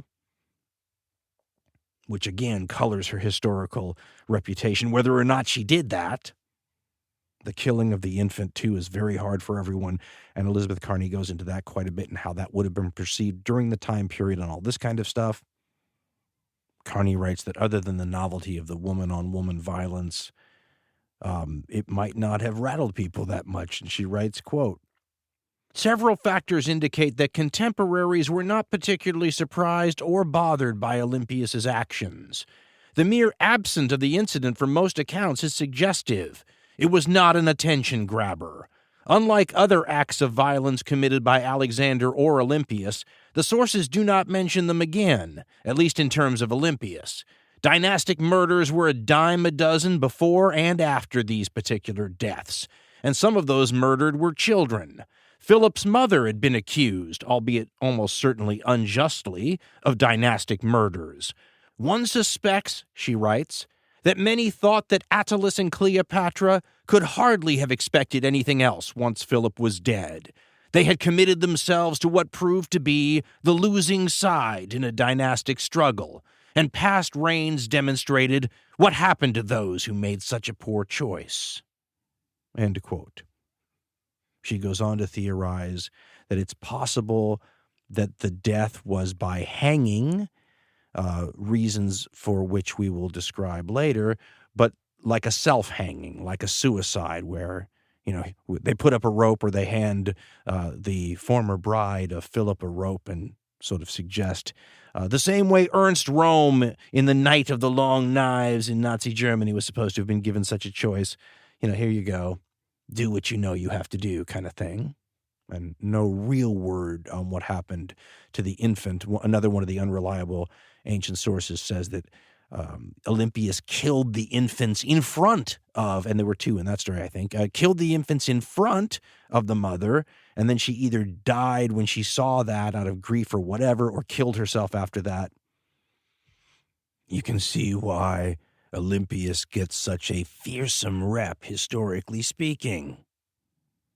The next year and a half or so of what's going on in their lives is going to be Alexander putting together Humpty Dumpty again, his father's creation, which was held together in a rickety sort of sense with a bunch of people who didn't want to be involved in this Asian expedition under Macedonian leadership. But what were they going to do, right? A combination of Philip's energy, his genius, and later in life, his gravitas, and let's be honest, backed by the best army around, kept everybody in line. And when he died, all those people who would have liked to have seen him dead, whether or not they paid the bill for the murder and corporation tab, took the opportunity to throw off the Macedonian yoke. And the next year and a half or so is Alexander trying to put the yoke back in Humpty. Now, I'm a fan of Alexander, and many of these details I'm going to leave out here will be in that eventual show whenever the hell I do it. But let's not ignore the fact that Alexander doesn't just inherit the great army of its day, which, anybody could probably do pretty well with. He also inherits the leadership of that army. We'd said earlier that he was like Genghis Khan or Napoleon, that he had the great set of marshals and generals around him. They really fall into two major groups. Let's call them, because other people have, the old guard and the new guard. The old guard are dad's generals. Attalus was one of those guys. There's a bunch of them, and they're all famous, and they're good. And they are hard-bitten, and they're old by this time. Remember, this is not young by today's age standards. This is a world where these ages are quite a bit older than they are today. These guys are in their 50s and 60s. Think of how much fighting they've already done. And think about how they came from a time before all this glitz when Macedonia was ruling this whole part of the world. Alexander was born into that world. Right? I wonder how they felt about the 20-year-old Wunderkind, right? Especially before he was proven as anything like a Wunderkind. Not just that, these guys are not like the modern generals in the military whose job it is to salute and like robots do what they're told by their superior. We said these are like bosses of other crime families. Now, they may listen to the boss of bosses right now, but if the situation were to turn against their interest, that could change. These are barons. That's a better way to look at them. Guys like Attalus are barons, and the king has their allegiance for now. Alexander has the help of one of these really formidable guys, who's probably in his 60s by this time, a guy named Antipater. Antipater is supposed to have sided with Alexander during the transition of power when things might have been kind of hairy, and then all of a sudden he has one of these great barons backing him, and the other great barons are away, and this Antipater is kind of friends of the family. He's loyal to Philip, and he shows that loyalty by helping Philip's son and Olympius. They were supposed to be on good terms initially. The reason for bringing Antipater's name into all this, though, is that they're not going to be on good terms for long. This is going to turn out to be probably the most negative personal relationship in Olympius's life in terms of consequences.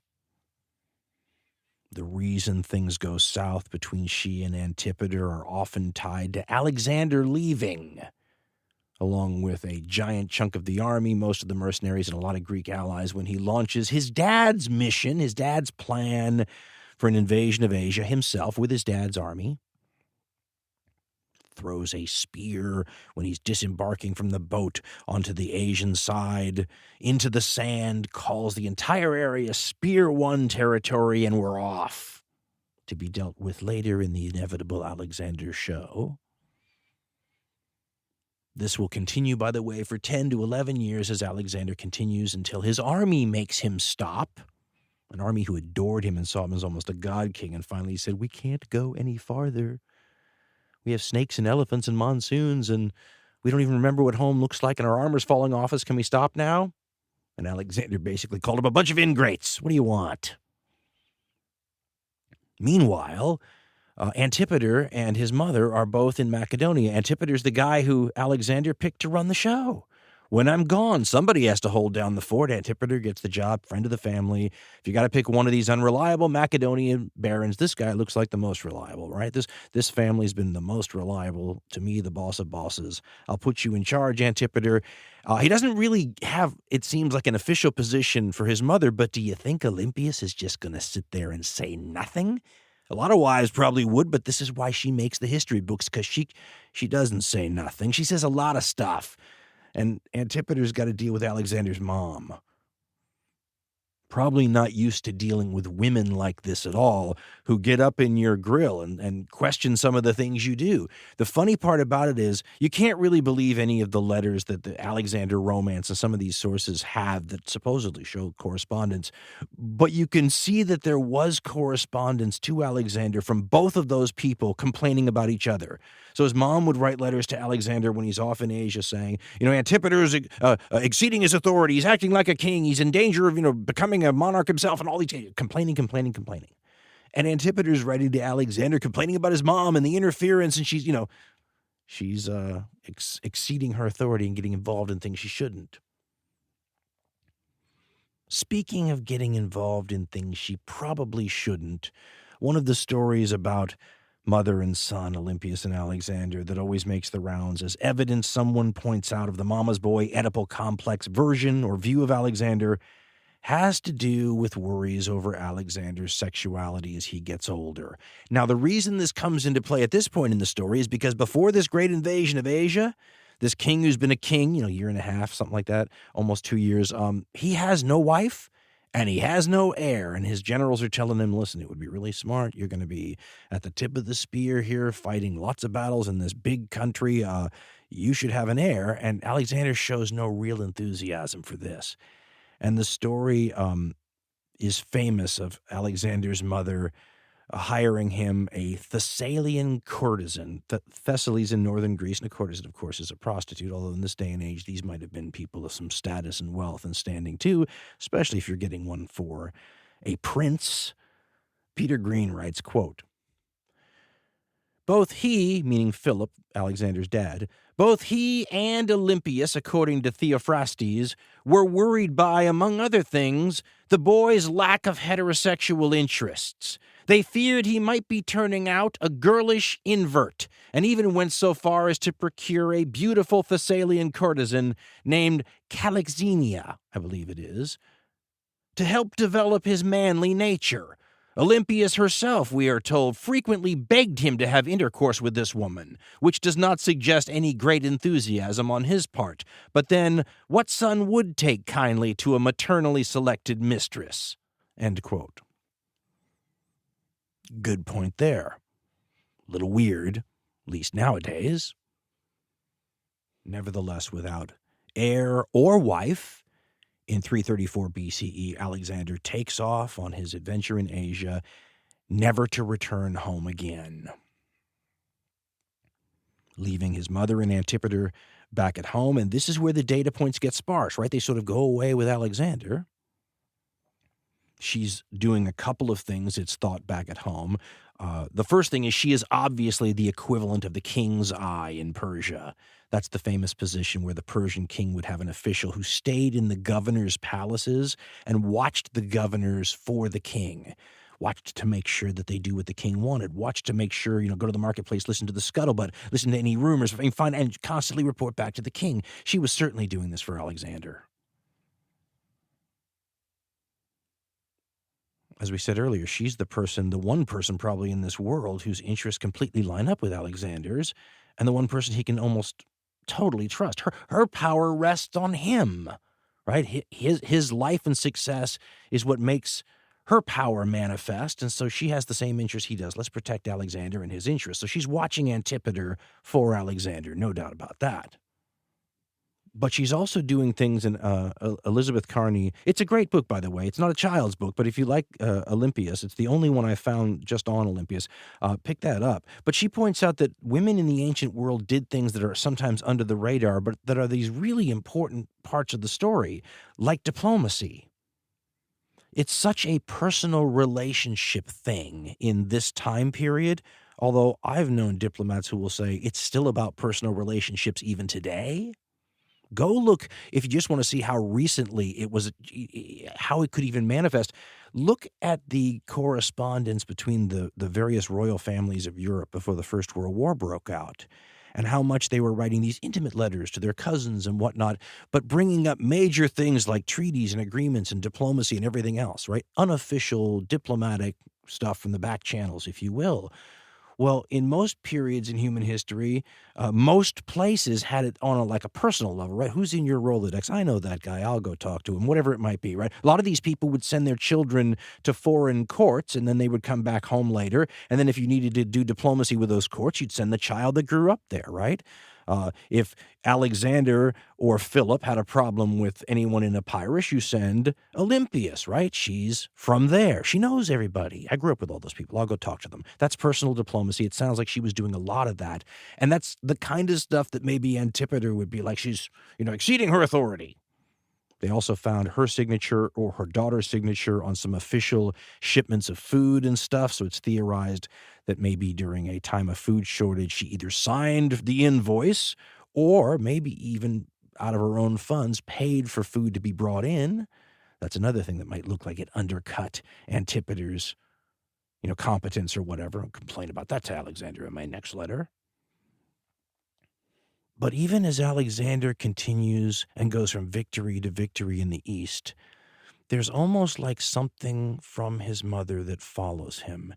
And once again, who the heck, I can't stress that enough. This is part of a story that may be based, I'd love to be able to compare the original to what it's become and how much of this stuff is true. When multiple sources talk about it, you start to put a little bit more, maybe there's something to this. Something goes wrong with Alexander over the slightly more than a decade that he has left in this life. While he's becoming the great, something's going on in his head. And there's been debate ever since about what this is. The easiest thing to probably point to is he looks like some of the other great conquerors in history who would engage and embark on a lucky's the wrong word, but a string of unbroken successes, improbable amounts of success, to where they start to think of themselves as something more than human. A man of destiny, somebody smiled on by the gods or whatever, right? The story about Alexander always contains this question of whether or not Philip was his real father. And if Philip wasn't his real father, the implication was that it was Zeus. We told you about the lightning striking the womb thing. All that's part of later writings. But it's all part of this idea that Alexander began to wonder. And there was a wonderful historian I read who tried to point out that this isn't that unusual in the Greek Macedonian way of seeing things, because that's, after all, what the Achilles is and the Heracleses are. These are people whose deeds prove to be so superhuman that you can then sort of go, well, obviously they're part God, right? That's how you know that you're a demigod or something. And if you're an Alexander and you're doing these amazing things, well, gosh, we've seen it in more modern times where it seems to be a known hazard of the great conqueror business that you might become megalomaniacal and you might start to think there's something divine going on here.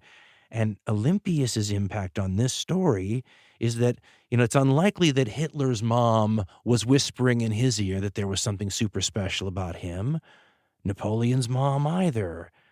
The tradition holds that that's not the case with Alexander. His mother was whispering in his ear, at the very least, remember that you are a descendant of Achilles.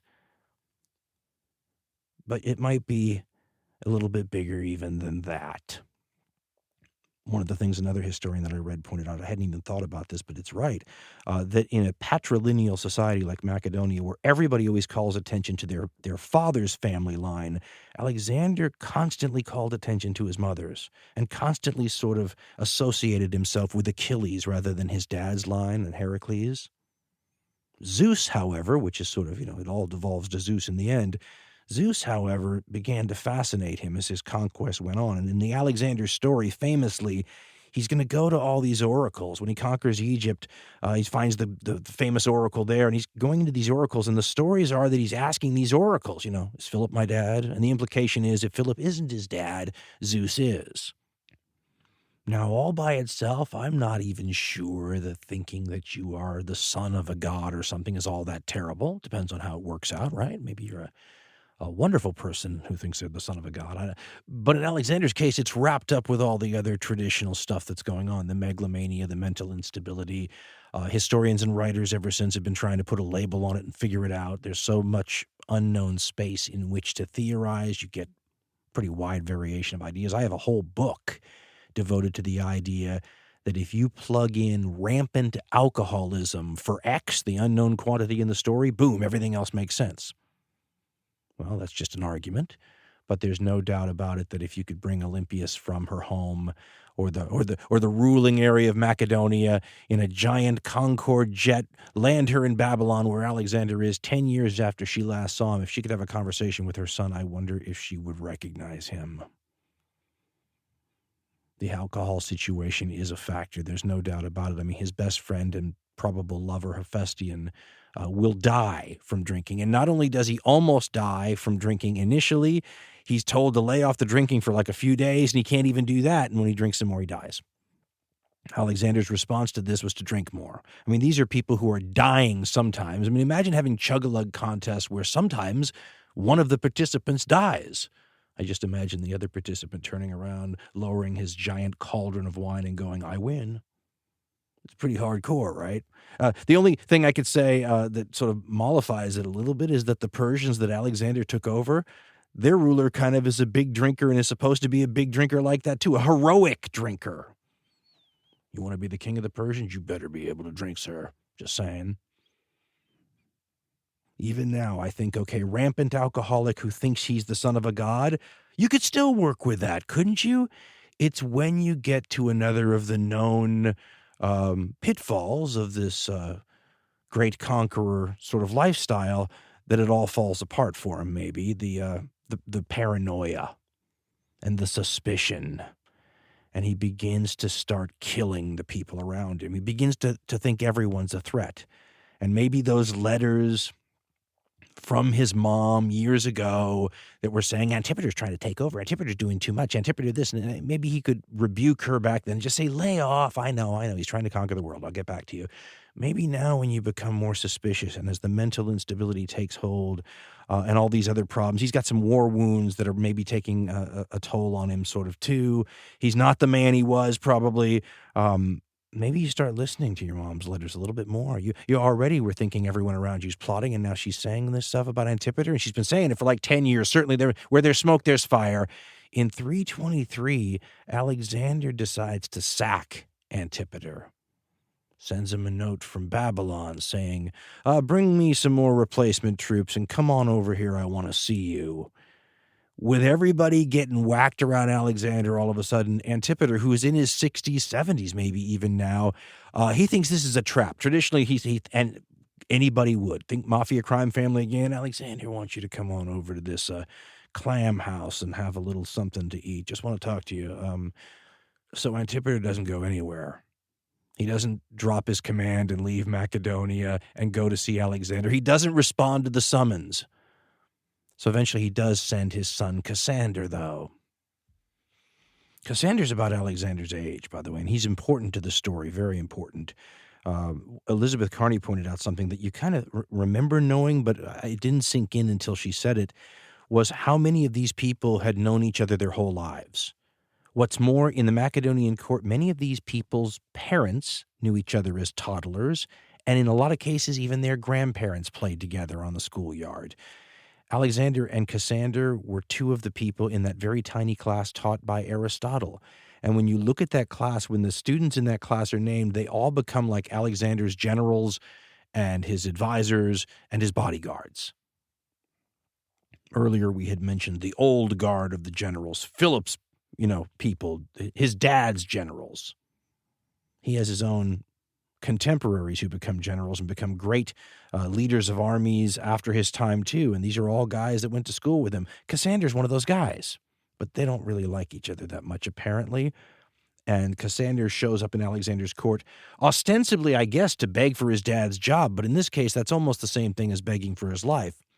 And in a famous story, once again, take it or leave it, Cassander walks in and sees something that the Macedonians around Alexander have become accustomed to, but Cassander hasn't seen it yet. He sees the Persians bowing on the ground to Alexander. It's how they treat their kings. You know, you see the same thing in Egypt. That's how they treated the pharaohs, right? Get right down on the ground like a god. But the Macedonians didn't do that stuff, right? They thought it wasn't democracy what they had in Macedonia, but it was this sort of egalitarian, we acclaim the leader. It was a much more down-to-earth sort of leadership by comparison, and Cassander is supposed to have seen the Persians doing this in front of Alexander, to Alexander, and laughing at it or making fun of it. And in the story, Alexander, and this is a sign probably of the megalomania, although maybe he would have done this back in the old days, Alexander grabs him by the hair and starts smashing his head against the wall, scaring Cassander so badly that we're told, I think it was Plutarch who said that, you know, decades later, long after Alexander's dead and gone, Cassander couldn't even pass a statue of the man without going weak in the knees, and I think Plutarch said taking quite a while to recover. Cassander was hardly the only person, though, scared at this time. Alexander had everybody on edge. It's like the Third Reich at the end. All these rulers get a little unstable at the end, and they see plots everywhere. There are a lot of people who may at this time have thought that it was worth taking a chance on trying to get rid of Alexander, because if you didn't get rid of him, he was likely to get rid of you. And Cassander is one of the people implicated as a potential participant in Alexander's death. By the way, not only is Antipater's oldest son Cassander here, Cassander's brother, another son of Antipater, is Alexander's cupbearer, the one who, just to make sure that this cup does not get out of my hands and nobody spikes it with anything, that guy is Antipater's other son. Now, the only time you care about the ancestry of a king's cupbearer, it's a little like an offensive lineman in football. You only care about their name, apparently, when something goes wrong. Well, the only time the poor cupbearer gets mentioned is when something goes wrong, or depending on, what the cupbearer is involved with and who they're involved with when something goes right. On June 10th, June 11th, 323 BCE, a 32-year-old Alexander the Great dies. And no one to this day can say definitively why. Theories abound in all directions, from the natural to the unnatural, from the common sense and obvious to the wild. Guy had a lot of reasons he might have died, though, and disease is an obvious one, and medical professionals have been looking and examining the evidence from hundreds of years later that writers have kept about this kind of stuff, and they will proclaim definitively it was this disease or that disease, and I've heard everything. Typhus, cholera, malaria, West Nile virus, all of it. Then there's the sort of common sense ones. You can look at it and go, this is a guy with some major war wounds that probably began to take its toll. The drinking is long-term and chronic and still at very high levels. That will take a toll. Mixing it all together, it could be an accumulation of things. Weaken his immune system, and the West Nile virus gets him. Revenge of the Persian Empire through the mosquito. But there has always been a tradition, modern and ancient, included by most of the sources, that Alexander was assassinated, poisoned. That Cassander brought the poison, that the cupbearer, son of Antipater, fed it to Alexander, that the poison might have been mixed by Aristotle himself, appalled by Alexander's descent into tyrannical madness. And that maybe Cassander's job wasn't to go there and plead for his dad's job in life, but to assess Alexander's sanity and willingness to be reasonable, because remember, Antipater and those people are all back in Greece. They're getting letters and hearing stories, but maybe you send your son and say, get a look for yourself. And if he's not reasonable, take him out. Olympius certainly thinks Antipater and company did it, and she will eventually proclaim this publicly. And you have to be careful because the propaganda from this period following Alexander's death is heavy duty, and it comes from all sides. So saying he killed Alexander would be a huge propaganda tool. But you can tell by the way it helps take something. There was always a lot of gasoline-soaked wood in the Olympius-Antipater relationship. This is when it turns into a vendetta, a real clan blood feud between the official name for them are the Antipatrids, which are the family of Antipater. But think about it like the Gambinos, the Bonanos, the Antipatrids, and Olympius's clan, which includes two distinct ones, really. Her clan back home, remember, she's maybe become the regent of her homeland during this time period because her poor brother, who married Cleopatra, Alexander's sister, gets himself killed in a war in Italy. And apparently the kids are too young, so Cleopatra or Olympius or both are maybe running the show back in the old Epirus Molossian homeland. And now, with pretty much no male family members around to succeed, she's kind of the front and center face of the royal family back in Macedonia, or what was the royal family. And this is where you just get the feeling that all the people around Alexander are feeling really bad that he didn't take that good advice, marry one woman, or what the heck, take a page out of his dad's playbook and marry two. Make sure one of them's a full-blooded Macedonian. Get a few kids going before you leave for your expedition in Asia. By the time you die here in 323 BCE, at 32, it's 32, right? You'd have a couple of kids back in Macedonia. If you get lucky, an heir, maybe 12 years old, maybe 13 years old by this time. I didn't do the math. Now we all know how the Macedonian history goes. The likelihood of a child, having the throne kept long enough for them to succeed it is a long shot in Macedonia. But the older you are, the better the chance you'll make it. And let's be honest, any kid of Alexander is going to have a bloodline that's incomparable, right? So maybe that's a get-out-of-jail-free card from typical Macedonian history. You're the son of Alexander, you're the grandson of Philip II, and let's be honest, you know who will be there guarding you until she dies of old age or something else, Olympius, because the interest with Alexander's heir will line up with his mother the same way that Alexander's interest did. And this will be the role she'll play for the rest of her life. The guardian of the heir. But if Alexander didn't have any heirs back in Macedonia before he left for Asia, what heir am I talking about? Well, there's not much. There is a non-official wife, so a mistress she's often called, and the child's often called the illegitimate son of Alexander. His name is Heracles. He's 3 or 4 years old by this time, and he's off somewhere in Bactria, which is in modern Afghanistan, or real upper part of Persia. He's a long way away, and his mother's a barbarian, for goodness sake, or at least the Macedonians would think so, or at least half barbarian. And anyway, this kid does not get anywhere near the attention you would think he would get until power brokers feel like they can use him, and then he all of a sudden, I guess, in some sources, appears on the scene. I've read some historians who question whether he really existed at all. But there is something real that everyone can point to. Alexander's got an official wife in Persia, and she's pregnant when Alexander dies. She apparently quickly kills Alexander's other wives, keeping the bloodline pure. The Macedonians and Persians both are into that sometimes. But if you're worried about a 13 or 14 or 12-year-old heir back in Macedonia, the one he didn't have, surviving long enough to get to the throne, what chance does a kid who isn't even born yet have? What's more, it could be a female. Might not make it to term. This is the ancient world, after all. The bottom line, though, is that there's no logical, easy answer to what do we do now once Alexander dies. And if you think about it, it's really kind of a crazy moment in history. These are always my favorite things, and naturally there's never enough information. Did it really go down the way most of the sources kind of say it went down, which is that when Alexander dies, there is no plan, as we said. He's supposed to, the story says that when he's asked on his deathbed to whom he leaves the empire, if you're basically an emperor, Alexander, who's the next emperor? And he says, to the strongest. Very macho Macedonian Homeric answer.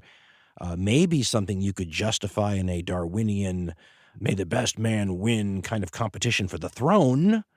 but disastrous for his people when you're talking about this as a successor to the entire policy, right? Why don't you fight it out and we'll see? That's going to lead to more deaths for Macedonian soldiers than Philip and Alexander's wars put together. The Macedonian infantry didn't suffer as terribly as you might think because they were so victorious and so dominant. I had a professor once that said, if you want to know the way to defeat the best army in any age in history, split it up and make it fight itself. You saw that in Roman history, by the way. The nastiest, most dangerous opponents the legionaries ever faced were other legionaries in civil wars. That's what's going to happen in the next, this is crazy to even say, over the next 44 or 45 years. That's how long it will take for the to the strongest thing to be settled. They're known as the wars of the Alexandrian successors, or the wars of the successors, or the wars of the Diadochi. That's the Greek word for successors. The rest of Olympias' life, by the way, will be spent as a player in this geopolitical struggle that will happen in phases. It's not like 44, 45 years of continual war. There'll be multiple phases that happen. And there are so many players. It is, to me anyway, easily the most complicated struggle in the ancient world. It is very tough to keep track of, as they say in sports, the players without a scorecard, a dizzying array of personalities, a very weird crabs in a bucket type dynamic where the most august, scary, and impressive people are eliminated early because everyone who's less competent and less impressive bands together to take them down. Olympias will be one of those people, by the way. She is a very scary player in the early phases of this, so she's gotten rid of as quickly as anybody can do it, but she's very hard to deal with because she represents ghosts, impressive ghosts. The power of Olympias, which stemmed from her relationship to Philip for a while, and then from her relationship to Alexander after that, will now stem from the power that those former figures still possess. It will flow through her. I mean, I think about her like this priestess, but now the authority and gravitas and reputation of Philip and Alexander combined are emanating through her, and it affects the infantry of Alexander's army. Let me explain. When Alexander dies, the story is that, everybody kind of looks at each other. This is a cult of personality empire, right? It's really concentrated into one person. He makes all the decisions. He's the heart, the soul, and the brain of this place. And when he goes away, a bunch of the Macedonian nobility go into a room and start debating here's what we're going to do. Now, the best way to think about this maybe is that this is as close as you can come. They're in Babylon, where Alexander dies, by the way. This is as close as you can come to the old Macedonian smoke-filled room where the aristocrats and the heads of the families decide who it's going to be. Have to be an Arjed for the last long period of time, but, we'll figure this out. As Elizabeth Carney points out, though, they've had two kings and haven't had to do this for a long time. And the last time they did something like this, Macedonia was a not important at all kingdom north of Greece, a bunch of barbarians, according to the Greeks. And the Greeks could actually, from the southern states, could actually interfere in who got to be the Macedonian king. And now she points out they're having one of these meetings to determine half the known world's fate. It's a little bit different, isn't it? What's more, they're operating in a really weird, one historian called it a potentially terrifying period of time here after Alexander's death. There's a problem sometimes when you read history and the black words on the white page fail to convey the parts of history sometimes that are the most human, right? The reason it can't be a science, the emotional stuff. And there's two kinds of emotional stuff. There's you're having an emotional moment yourself, and that's very different than society is having an emotional moment all at the same time. And I try to think of emotional analogies, which is both a very cool and stupid concept at the same time, because, there's really no analogies when you think about what might happen. But you try to say, okay, if people in this time period are operating in a stunned sort of state of mind, I try to think of like after 9/11. When you walked around and everybody had this, there's no good English word for it. I always use like 20 adjectives to try to explain it, where I'm sure one really good long German word would hit it right on the head like they always do. Stunned, surprised, disbelief, a real sense of disbelief. Then there's like a brain fog, if it's anything like the 9/11 thing. There's a real sense of trepidation about what happens now. And it's not hysteria, it's not mania, but it's not stable. It's a time where you could see the emotional state of mind of everybody is on edge. And as every major historian points out, from the sources we have, which are not great, you get this feeling like civil war could happen at any moment. Like you have gasoline-soaked wood here, and it wouldn't take much. And the reason why is because the elites in the Macedonian army, the cavalry, are the ones in the back smoky-filled room thinking they're going to figure this out. The infantry of the Macedonian army are the salt-of-the-earth types. They're not going to be so much salt-of-the-earth types later when they get rich and they turn mercenary. But during this time period, they're still like the farmer people of Macedonia. The people who have a real loyalty to the royal house, who have there's a more mythical sort of feel to it. Patriotism is the wrong word in the era before nationalism arose, but it's a little like patriotism. Their allegiance is to the family of Alexander. I mean, think about it. If you have had two virtual demigod kings in a row from that line, I mean, why would you want to change horses in midstream? Alexander and Philip, and now you want to do something else? And by the way, I didn't mention the something else. The agreement eventually worked out with all these crabs in a bucket in this back room trying to broker some deal, is that they're going to wait to see about the child that Roxanne, Alexander's wife, is pregnant with. Because if it's a boy, we will hold the kingship. They'll have a regency, right? And we told you already, 18 years, these guys are going to hold this, keep the throne warm for 18 years? Okay, well, that's a certain kind of decision right there, isn't it? And the infantry, who are made up, like we said, of these people who are loyal to the royal house, and they pretty much have their own idea who the throne should go to, and they present him to the cavalry, apparently in one of these making them an offer they can't refuse kind of deals, and he's dressed, this person is dressed in Alexander's clothes, supposedly. One source, has him in the armor. His name, just added by this group of infantry, by the way, is Philip. So if you're dressed in Alexander's clothes, your name is Philip, well, they're trying to tell you something. It's Philip Aridaeus, though. It's Alexander's brother who has that sort of indeterminable mental condition.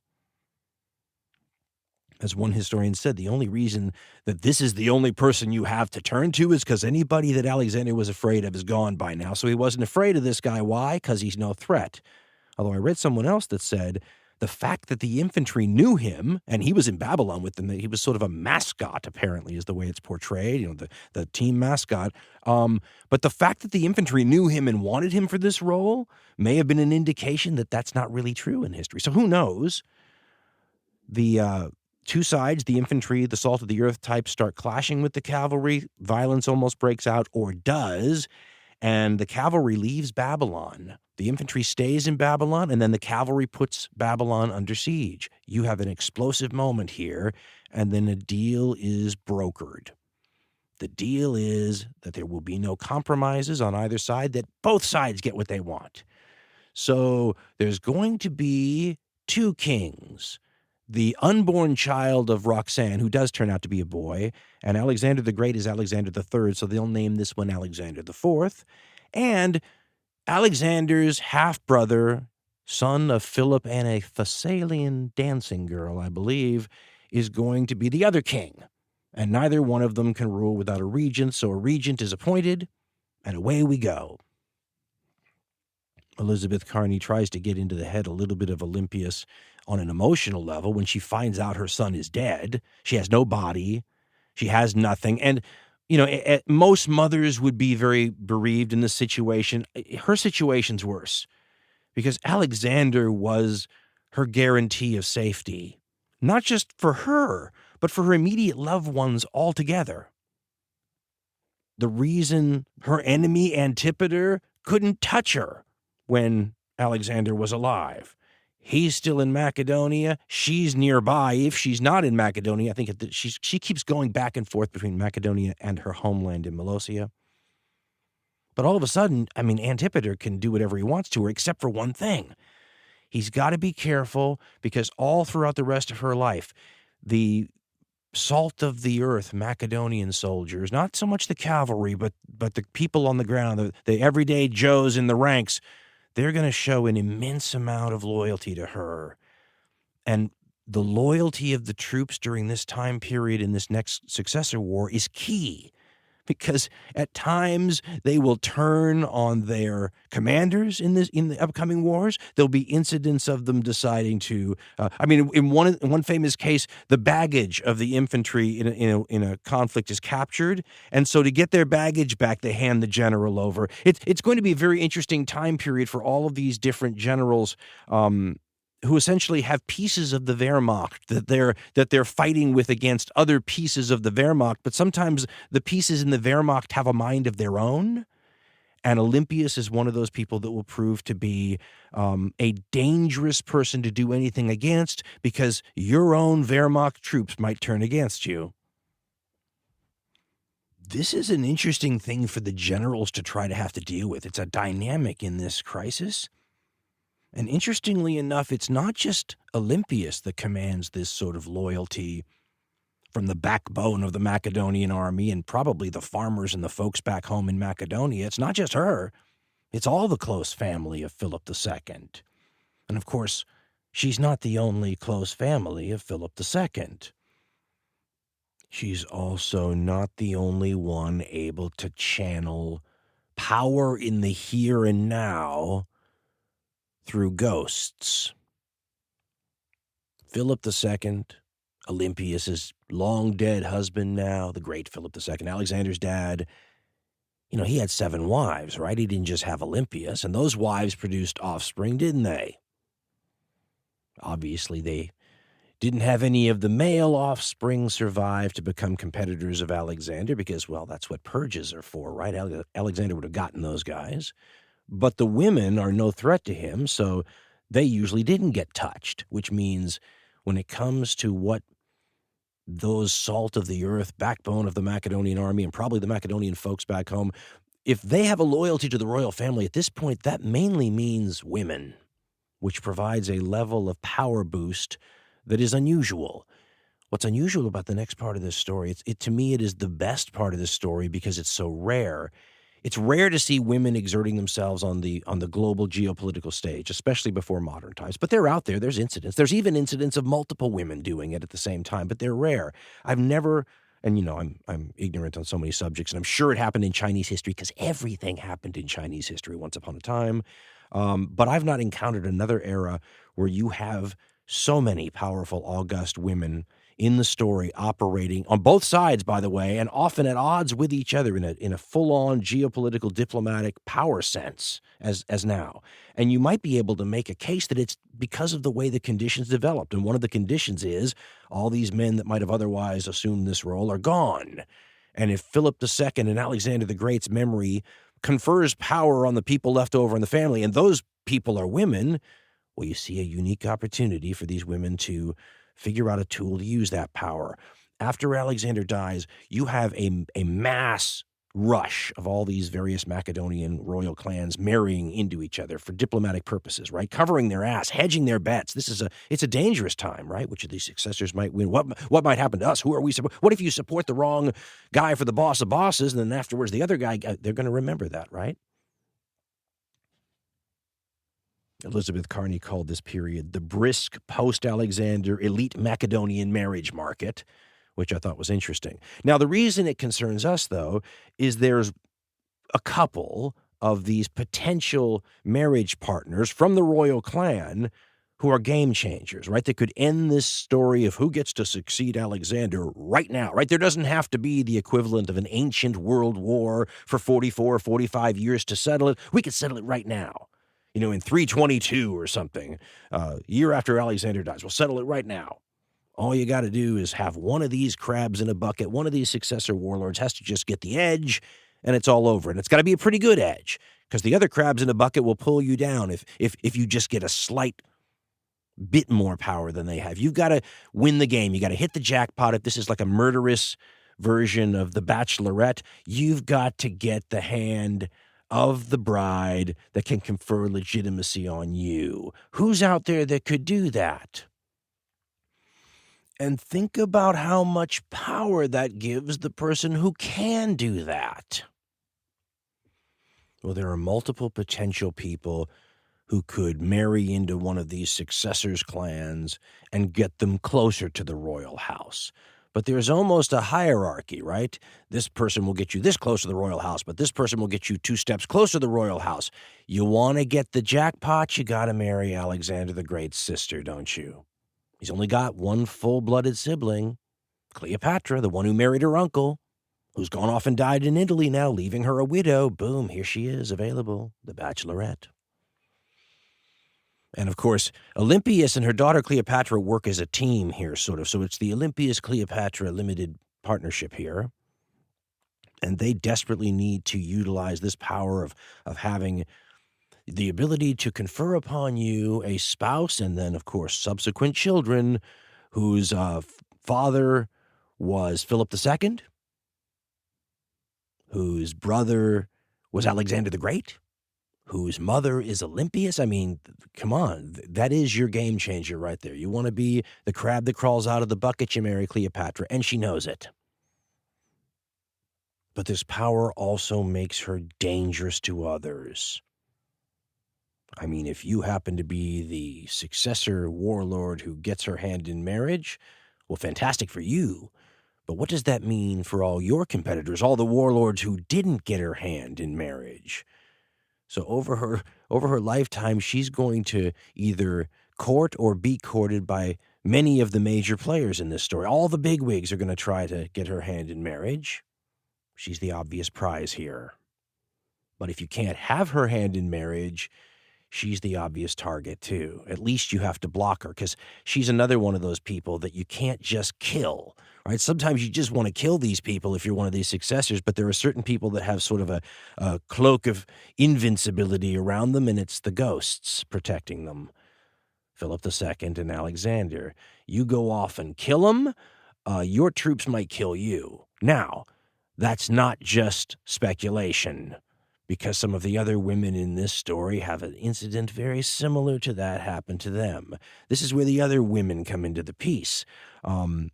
Philip II had multiple wives.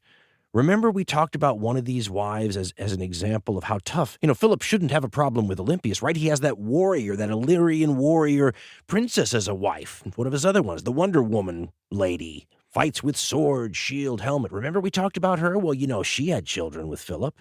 Imagine how august a child of that woman, trained in combat and maybe even leading troops, melded with Philip's DNA. Think of how august those kids would be. Well, here they come into the story, and they're female. As we said earlier, it's hard to keep track of the names and the players in this story without a scorecard. This is the case, by the way, for any long wars. The 30 Years' War is the same way, where there's so much time for so much stuff to occur that it's impossible to keep track of it all. It's a multi-generational soap opera, kind of, as we said. I was trying to think of the way to simplify this the best, and the best way to say it is that Alexander's half-sister, the woman who we just talked about, who is the daughter of Wonder Woman and Philip II, her name is Carney. It looks like cyan, if you ever see it written. Also trained in the ways of the warrior Illyrian princesses, right? So she's a killer, a hand-to-hand killer apparently, too. Very cultured, though. I mean, she's Philip II's daughter. She's the king's daughter, so she'll just kill you in a cultured sort of manner. She's involved in what some historians call a scheme. It looks much more like a grab for power in this post-Alexandrian world. And let's remember, power, this might not be because they're power-hungry. Power is synonymous with safety here, and the best way to get eliminated is to be shut out of power by your enemies. What happens, though, is that this Carney, daughter of Wonder Woman and Philip II, makes a bold play to seize one of the sources of power and authority in this very unstable post-Alexandrian world. And this is all happening in the wake of Alexander's death. So a year, 2, 3, this is the initial power moves of this whole thing. There's 2 places that power emanates from officially in this world right now, and it's the 2 kings. Alexander's infant son, Alexander IV, with the Persian or Bactrian mom. I think he's still in Asia at this point, but he's an infant, right? He's a prop in the power struggles for now. But then you have Philip Aridaeus, the mascot king, the one with the disability of some sort. He's almost certainly being used as a puppet by the warlords, who are the regents, right? We're ruling for the king who's right here, and he's indisposed at the moment. But what happens if somebody steals the puppet from the warlords, right? The person who's making it possible for you to keep the army loyal and happy and thinking that he's running the show when really you're running the show through him if you're one of the warlords. How do you prevent somebody from stealing the puppet? Well, that's what this scheme is. This daughter of Philip II and Wonder Woman is bringing her daughter. Adea Eurydice is going to be what she's known as eventually, bringing her daughter, and she's going to try to marry her daughter to one of the kings, right? She can't have the infant king. He's not marriageable anyway, but Philip Aridaeus doesn't have a wife. Now, if you're trying to pull this scheme off, though, you can't go to the warlords. You can't go to the people who have the puppet now that you're going to steal the puppet from and say, hey, let me steal the puppet. Do I have your blessing? You got to bypass them. Well, how do you bypass them? You go right to the source of power, the Macedonian army and the infantry, the salt of the earth types. So the warlord general types, the successors, they get word that this is underway, that this scheme is ongoing, and that this woman, Kanane, is on the way. And I've read sources that say she has a small bodyguard with her, others that she's got a decent-sized entourage, others that she's got a whole army behind her. So I don't know which of those is true, but she's protected. The generals send out someone to intercept her before she could get to the infantry, because Lord knows the infantry will probably say yes to this deal. And the intercepting force somehow blocks her for a little bit of time, and in that little bit of time, she's killed. Sources differ on what happened here, everything from assassinated to violence breaking out between the various bodyguards that leads to her being killed in the fray, to a full-blown story, again, from one of the less reputable sources, that she's giving a speech. She sounds fully like Philip's daughter in this warrior princess, like she's getting up in the face of her assassins and pleading her case and yelling at them, and she's in the middle of a speech in one of these stories to the troops that are there. There are Macedonian troops there witnessing all this, and while she's in the middle of the speech, she's stabbed or killed and cut down in the middle of the conversation. No matter which of those stories is true, it apparently happens in a way that either the Macedonian troops see it at the time, watch it live, or hear about it soon after, and they're outraged. You can't kill Philip II's daughter. Who the hell are you? And these warlords who are counting on these military forces to stay loyal to them are about to be thrown to the crocodiles by these same troops because they killed one of Philip II's daughters in front of them. The only way they manage to avoid disaster is to give in to what that now dead daughter of Philip wanted. They have to go ahead and let this granddaughter of Philip, this Adea Eurydice lady, marry the mascot king, marry the puppet. And as I think it was A.B. Bosworth who coined the phrase, and it's not very nice, the marriage of the Amazon to the idiot. But it gives you a sense of what's going on here. An easily controllable, not very august personality who was being controlled by these powerful marshals is now going to be controlled by this powerful personality called Adea Eurydice. And if you took an ancient Greek playwright, brought them in the time machine, and let them write for one of today's TV daytime soap operas, that's how I see this whole situation unfolding, because it looks like this is revenge from another one of Philip's wives against Olympius from the grave through her descendants. Something wonderfully Greek about that. This Adea Eurydice is going to be an instant thorn in the side of Olympius, though. Remember, she's the granddaughter of her husband. She's going to be an instant thorn in the side, because what if she's able to make, Philip Aridaeus, the mascot king, what if she can make him legitimate enough so no one's going to wait around 17 years for Olympius's grandson to come of age? In other words, could she turn the puppet king into a real king, the only king that she dominates? It's wonderful. But I said earlier that this period is one of the ones I use as evidence for why history ruins fiction for me, because we already have a wonderful story here, kind of unbelievable, wild, and then in typical Alexandrian fashion, the story gets kicked up 2 notches. Notch number 1, apparently Alexander the Great had Adea Eurydice's father killed. when she was a kid. One of his purges, potential competitor.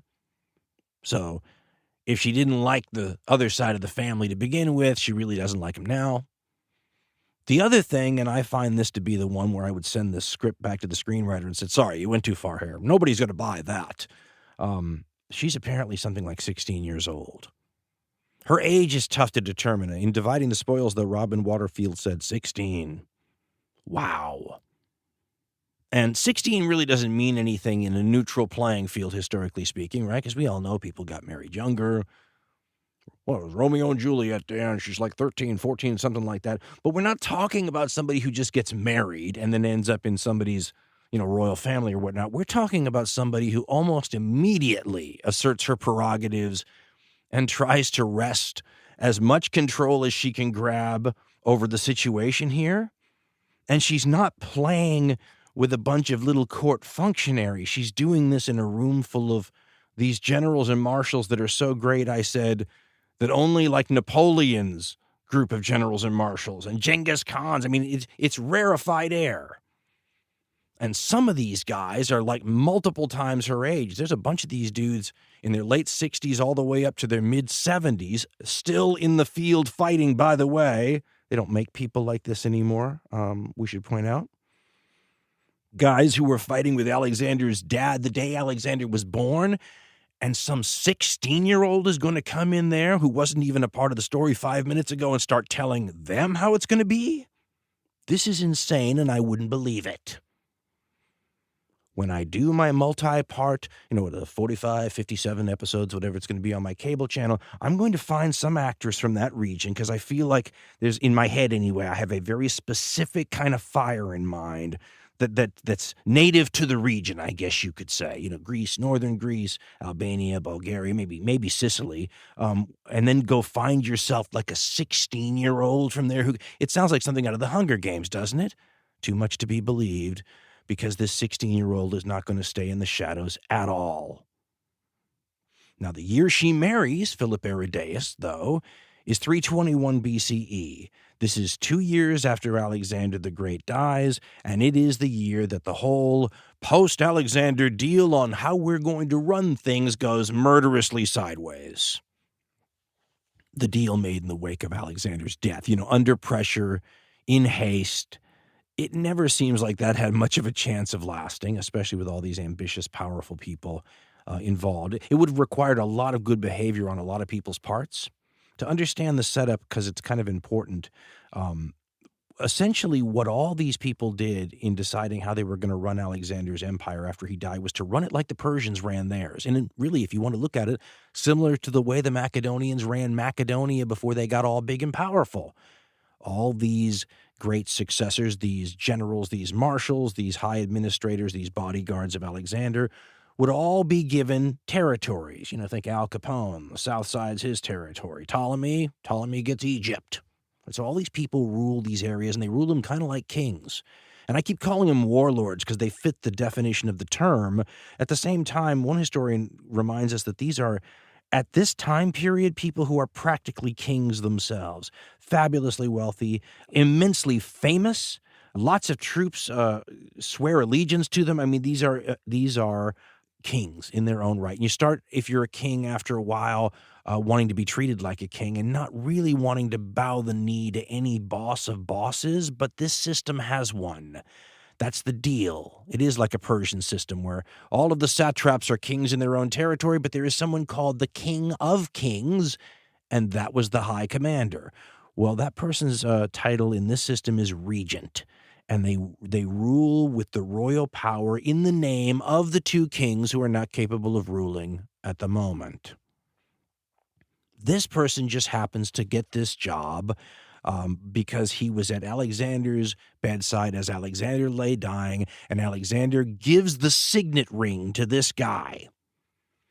His name is Perdiccas, by the way, and he's one of the successors, and he's an impressive figure, and as we had mentioned earlier, in this dynamic, some of the impressive figures are the ones most of the other people agree we don't want them around.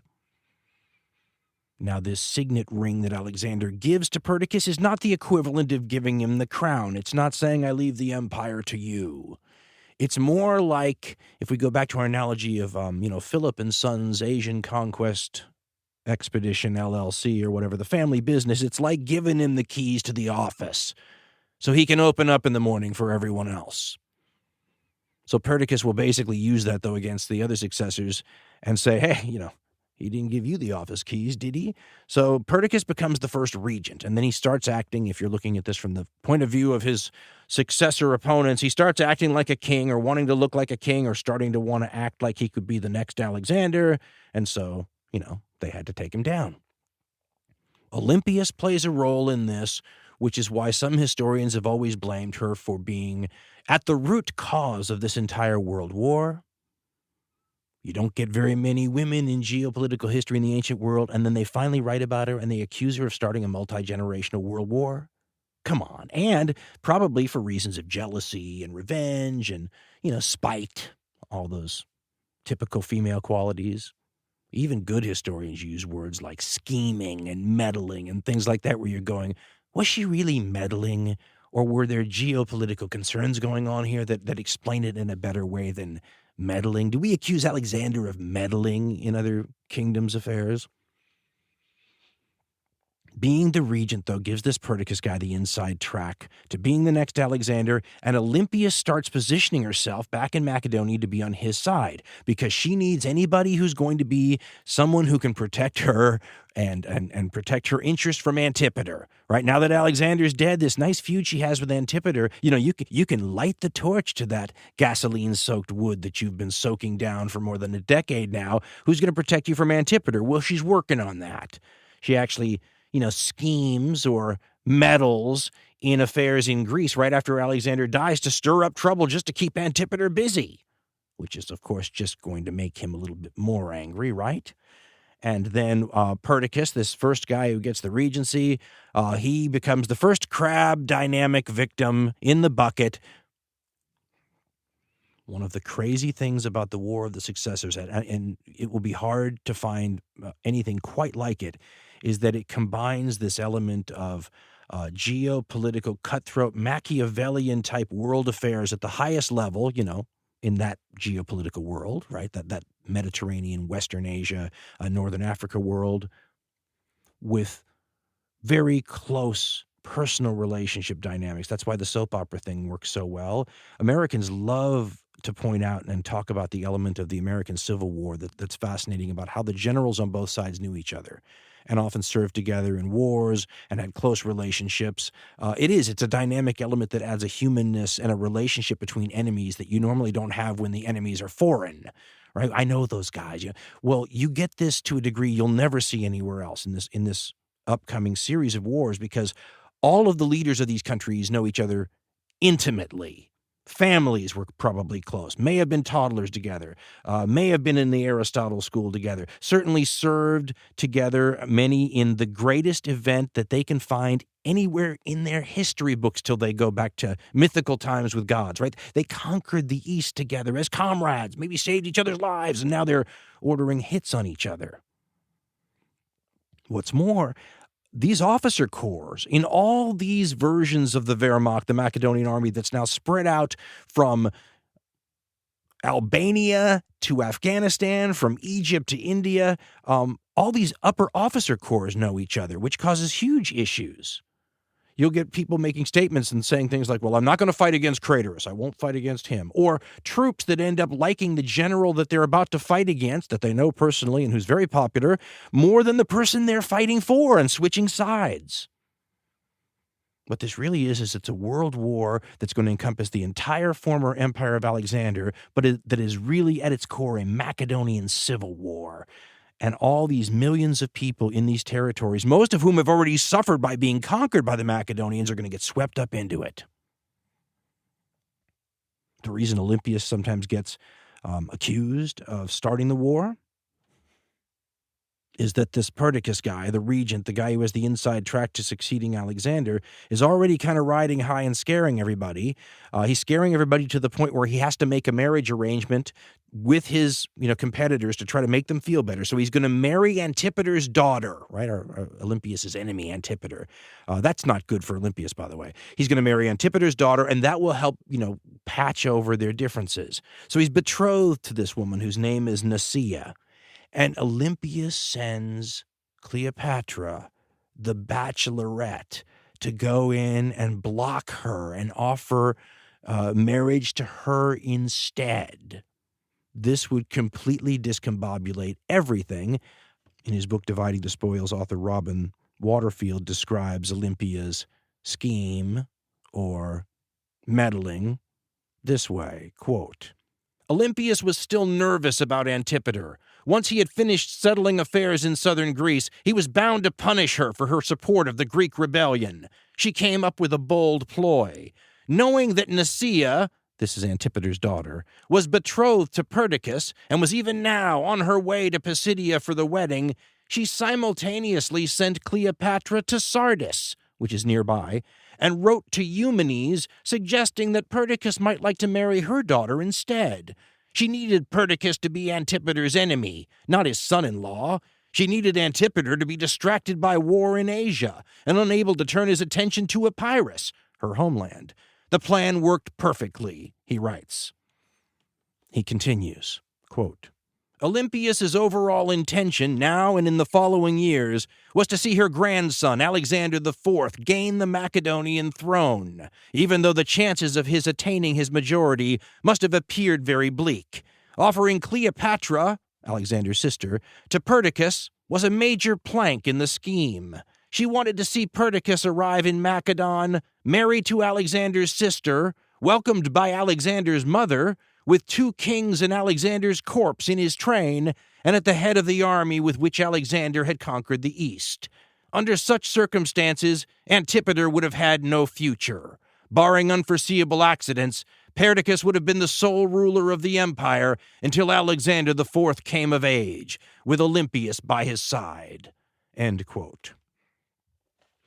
Apparently, Perdiccas is tempted by this whole thing, but he goes ahead with the wedding, marries Antipater's daughter anyway, but then starts sending messages to Cleopatra, basically insinuating that he's still interested and maybe they could work this deal and that kind of thing.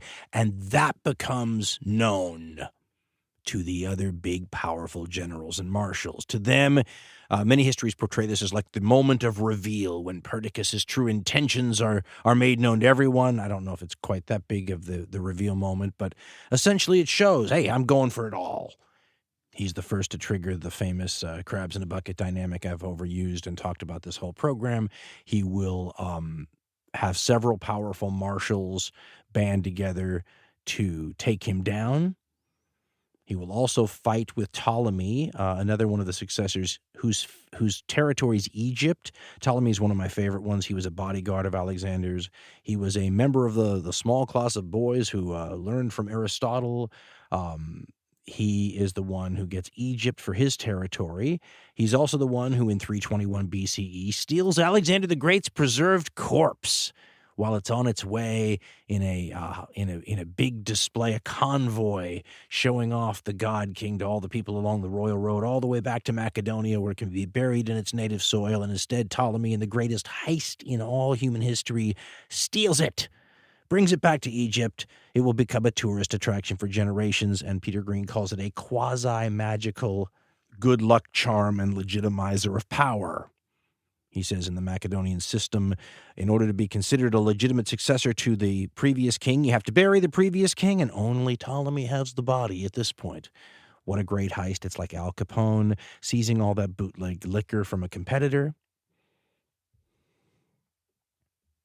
Now, the problem with Olympius hitching her wagon to this Perdiccas guy and essentially offering him the kingdom, right? I give you Cleopatra, it's jackpot, you win, is that with all these other powerful generals against Perdiccas, he gets whacked. It happens to him in Egypt when he's fighting Ptolemy, the guy who stole Alexander's body. Apparently, officers come into Perdiccas' tent and knife him or get him with a sword. He'd already had all kinds of debacles. He had an army desert to the other side. He had a river crossing that went disastrously awry, and maybe 2,000 men drowned or were eaten by crocodiles. And so the army probably had a lot of reason to not be happy with him. So when these officers knifed him, sometimes you'll read in the history books, it'll say that he was killed by his own troops. And if your officers knife you, that's still technically true, but it has a different connotation. And in this case, some of the histories record that Ptolemy is sitting across the river with his army waiting for word that this deed has been carried out. That sure sounds like a mafia hit, though, doesn't it? It's ruthless, but I keep reminding myself ruthlessness is pretty much par for the course in the power politics game from the beginning of history till like yesterday, right? There's nothing different about the ruthlessness. It's always a little shocking how ruthless we human beings can be sometimes, but nothing new there. What makes this successors period so fascinating and interesting and twisty and weird and different and maybe potentially upsetting is that all this ruthlessness is happening between people who know each other so well. As we said earlier, there's a web of connection between these people. Some of their families go back generations. Some of them were toddlers together. Some of them were in class together with Aristotle. Almost all of them, with the exception of a few, were on the big Eastern campaign to conquer the world with Alexander. I mean, these are people who are closely connected on a personal level. So it's not like you're being ruthless against a bunch of people you don't know. That personal angle is very strange, and you wonder, this is the way I always think, I wonder if Ptolemy felt any sort of emotional weirdness about if he was. I should say, disclaimer, Ptolemy might not have done it, but the theory is Ptolemy probably did do it. He certainly may have had other successors saying, yeah, go do it. But I mean, would he have felt any emotional pangs of sentiment at all? And if he did, you'd go, okay, that's interesting. If he didn't, that would be interesting too. I can hear one of my history teachers saying, you're putting your own cultural relevance into this. They were raised in a different environment. They wouldn't have thought about it the way you thought about it. Well, if that's true and they were able to be that kind of ruthless to people they knew and sometimes cared about deeply, well, that's interesting too, isn't it? Nonetheless, Perdiccas' death is part of the first round of culling of these successor bigwigs, and he's hardly the only one. There will be a number of major figures taken out in this conflict. So in 320 BCE, they have to have a conference where they all get together again because they got a lot of vacancies in some of the key jobs, right? Because the people are dead now. And so they have this conference in 320 in Syria, I believe, where they're going to reapportion the jobs, fill these positions, confirm other people in their positions, whatever. Now, it's at this point that we see another entrance onto the history books, and you get the sense that she forced her way on this. This is not something the historians were dying to find out. Again, it's unavoidable, and it may explain things. Aidea Eurydice is here again. She's apparently at this conference. She comes with her husband. If they're going to be deciding, the power situation, apparently, she's either going to be there or they're the, figment of legitimacy that everyone's hiding behind. But she goes out, and with these bigwigs, she's, 17 now? She asserts the authority of the throne, demands more rights over the regency, that kind of thing. And once again, you're sitting here going, wow. Then something happens with her. You want to talk about powerful women. And remember, with things like this long ago, you have to read between the lines. So you're going to get separated data points, and you have to say to yourself, like an algebra problem, if she could do this, what might we deduce about her, right? She apparently does something, and it's unclear again, that prompts all kinds of troubles and reactions. She somehow gets in front of a large crowd of soldiers and starts inciting them at this conference. There is apparently some sort of cash flow issue. The soldiers haven't been paid or are due some money, and they're angry about it. We've already pointed out occasions where the Macedonian infantry, the rank and file, can get kind of fiery. It's not just the ladies in this story from the region that can get that way. The Macedonian infantry can get a little fiery, and she's playing that up.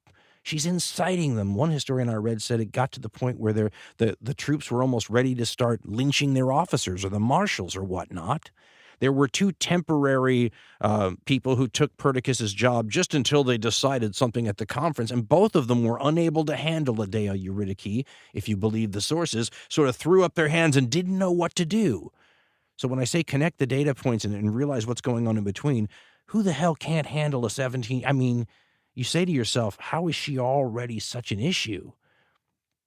Enter onto the scene Antipater, Olympius's old enemy, the head of the Vendetta clan, the whole thing, right? He shows up, once again, we imagine in his late 70s here probably, and he sort of quells the situation, and it's not easy. One historian said it was a blend of firmness and conciliation that helped get the troops in line again.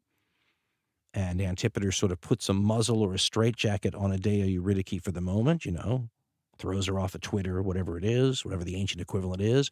But it doesn't sound like it was easy. And the fact that he's got to do this, once again, shows you that she's a very interesting character, right? I sort of get the feeling like, he'd love to have her killed in a different world. It would just solve everything, but his hands are tied, right? She's got the cloak of invulnerability right now, and she apparently knows it, and she's going to use it. Antipater is going to be given the top job, basically, at this conference. He's going to be the guy that succeeds Perdiccas, which is exactly the opposite of what Olympias was hoping for, right? So much of the machinations that she's been involved with since her son's death have been designed to prevent this guy from becoming powerful, and here he is, basically now at the top of his game, in his late 70s, approaching his early 80s. He will come back to Macedonia in 320 BCE, 319 BCE, bringing both kings with him, Philip Aridaeus, the mascot king, and Alexander's probably, would you say, toddler now, Alexander IV, with his mother, Alexander's Persian Bactrian wife. Essentially, Antipater also now will hold this office of regent. He basically has all of the trappings of legitimacy that you could possibly have to be the one who, gives orders in Alexander's stead, except for Alexander's body. Ptolemy's, of course, coveting that at home, talking to it maybe when no one's looking. But with Antipater coming back to Macedonia with this sort of power and authority, it's hard not to see this as one of the lowest points in Olympius's life. And maybe she's in great physical danger here, too. Remember, not only did she already have a lot of water under the bridge, probably in the relationship with this guy, but she can plausibly be accused of setting in motion the wave of destruction and wars and everything that's been going on since Alexander died. So, he's got a lot of reasons to want to see her gone. It's a time when a person who had devoted their entire life to a particular deity might expect a little divine intervention. And perhaps if you look at things from a magical point of view, it's possible that that's exactly what she gets here. In 319 BCE, a relatively short time after he arrives back in Macedonia, after being given, the trappings of Perdiccas' position and legitimacy, Antipater dies. Now, obviously, there's no talk of conspiracy or worries about poison and whatnot here. When you're 78, 79, 80, 81 years old, whatever he was, people aren't surprised. It's another reason, if you're a person who wants to go tell Olympius, don't think your god did this. He was an old man. He was bound to kick off eventually. She might come back with a very plausible reply and say, yeah, but how do you explain the next part then? The next part is that as Antipater lay dying, his son Cassander was supposed to be at his side. When last we saw Cassander, Alexander the Great was beating his head against the wall, and he was forever traumatized and couldn't walk by a statue of the great figure without going weak in the knees, even decades later, we're told. Cassander, who might have been the guy that delivered the poison to the cupbearer that killed Alexander, if poison did kill Alexander. Cassander's by his dad's bedside and clearly expects to be the one who his dad gives his power and authority to. And the reason you can deduce that is because when his dad doesn't do this, Cassander gets pissed, runs off, and immediately starts the second round of the Successor Wars, about 45 minutes after the last round ended. You can see why people sometimes like to think of them as continuous conflicts. Now, here's the thing. Had Cassander gotten the gig from his dad, it would have been a disaster for Olympias and her people. And that was sort of the one you would think was going to get the job. So Antipater might have been old, and that might have been expected, but the idea that Antipater would hand the regency over not to his son Cassander, but to a person who would end up being close enough to Olympias to be on her side, well, what are the odds of that? Sometimes it pays to have friends in high places, she might think.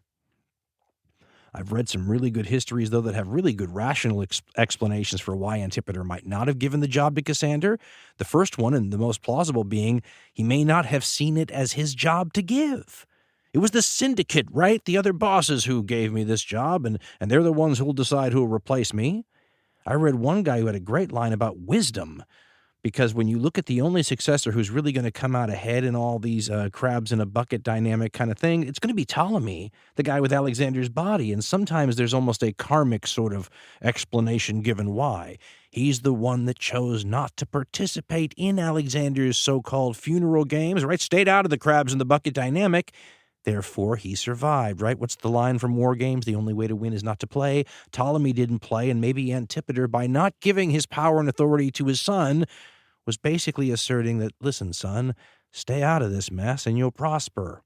But if I give this ring to you, they're going to see this as an attempt to create a dynasty. You're going to get all those powerful generals combining to take you down the way they took down Perdiccas. Let's just avoid this, and we'll give the job to good old loyal Polyperchon. This is going to be this poor Polyperchon guy's moment on the world stage. He seems like a trustworthy, not very august general in a room full of really great generals. One historian, in a not very nice way, said he was a jackal amongst lions, the lions being the great marshals. Wasn't a bad general, though. It's just he's going to end up fighting these other generals, and they're really good. So all of his shortcomings will be exposed. And this is where, if you're having that argument with Olympias, trying to explain to her that this is not your God favoring you, you would come back with, yeah, well, if your God was trying to help you out, why would he saddle you with the Polyperchon guy as your general? Because that's where Olympias's real downside's going to happen in his fighting. Who's he going to be fighting? Cassander. What's he going to be fighting over? Which of the two kings gets to be the only king? You know that deal when Alexander died? We're going to have two kings, and they're both going to be legitimate. We're going to raise them up, blah, blah, blah. Yeah, well, that ends here. There's going to be one king, and it's going to be figured out who it is over the next couple of years. It's either going to be the mascot king, Philiberideus, or it's going to be let's call him the toddler king, Alexander IV. Maybe he's 5 years old now, so maybe not toddler anymore. The representatives of the mascot king are obviously Adeo Eurydice. They will hook their wagon. Both sides need military support. They will hook their wagon to Cassander's cause. So he's kind of their champion. And we don't know yet whether Adeo Eurydice figures that Cassander is her puppet or whether Cassander figures she's his. On the other side, you have the little kid Alexander IV. You have his mother, Alexander's Persian Bactrian wife. You have Olympius, and you have this Polyperchon guy.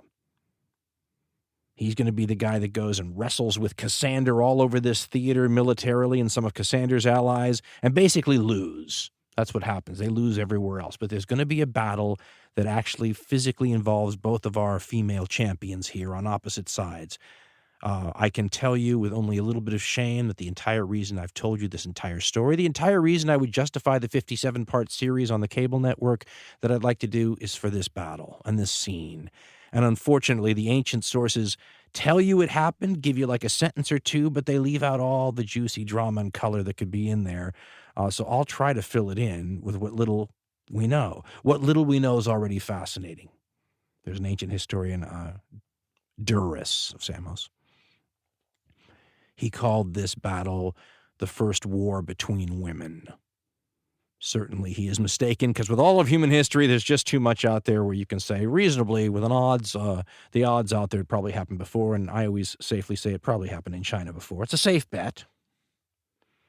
But in 317 BCE, at one point, again, there's a lot we don't know, dating may be suspect, but Adeo Eurydice might have come back to Macedonia and attempted to sort of just dismiss the guy that Antipater left everything to. Sorry, Polyperchon, we don't need you anymore. Your services are no longer required. We're giving it to Cassander, and Philip Aridaeus is going to be the new king, or whatever she said that so pissed off Olympius that Olympius gets an army together, most of them the local levies from her homeland, and she may have been ruling her homeland directly at this point, by the way. She'll get her levies together. She has some Macedonian troops.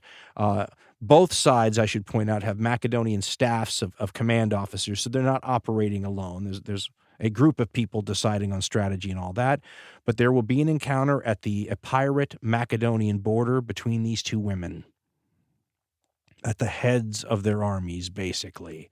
Sort of, let's call them the faces of both sides. On one side is Aedia Eurydice, with an army with quite a few Macedonians. On paper, this should be the victorious force because they have the deciding factor, right? These, what do we call them? The ancient Wehrmacht units. These people who conquered the world, or at least the military system that produced them, led by officers, lots of veterans. It's a fearsome force. Aedia Eurydice is dressed like one of them, in armor, with weapons, helmet, the whole. She's dressed like a soldier, like a man. And her Illyrian heritage is always remarked upon. Her mother certainly fought and was trained to fight, may have commanded troops, as I said, may have killed a rival queen in single combat. And her mother, the Illyrian who married Philip II, well, goes without saying she was trained as well. I find this sort of interesting because this is what is she, about 20 years old now? I don't know when her birthday is, but let's say 20 years old, Aedia Eurydice. She's essentially going to go out there and say to the men that she is every bit as able to compete in their area of power as they are, right? It's the same attitude that we have today, right? No job should be unavailable. I'm just as good as you are. I can do just as good of a job as you can, right? Olympius is on the other side. And she's going to take a totally sort of a different stand. This is all interpreted through me, so I hope you'll give me a grain of salt here, but I'll explain my thinking. She doesn't come out dressed as a warrior. She's not going to compete and try to be an equal to the men in their area of power. She has her own area of power where she already has an advantage. In fact, she's got a power that nobody can touch out there. And I love it because it's something where, I can talk about these people believe in magic or this or that all I want and make it sound like, isn't that silly? But Olympius is going to do something at this battle that is magical. And it's not silly. In fact, the consequences of it are fearsome and the repercussions are huge.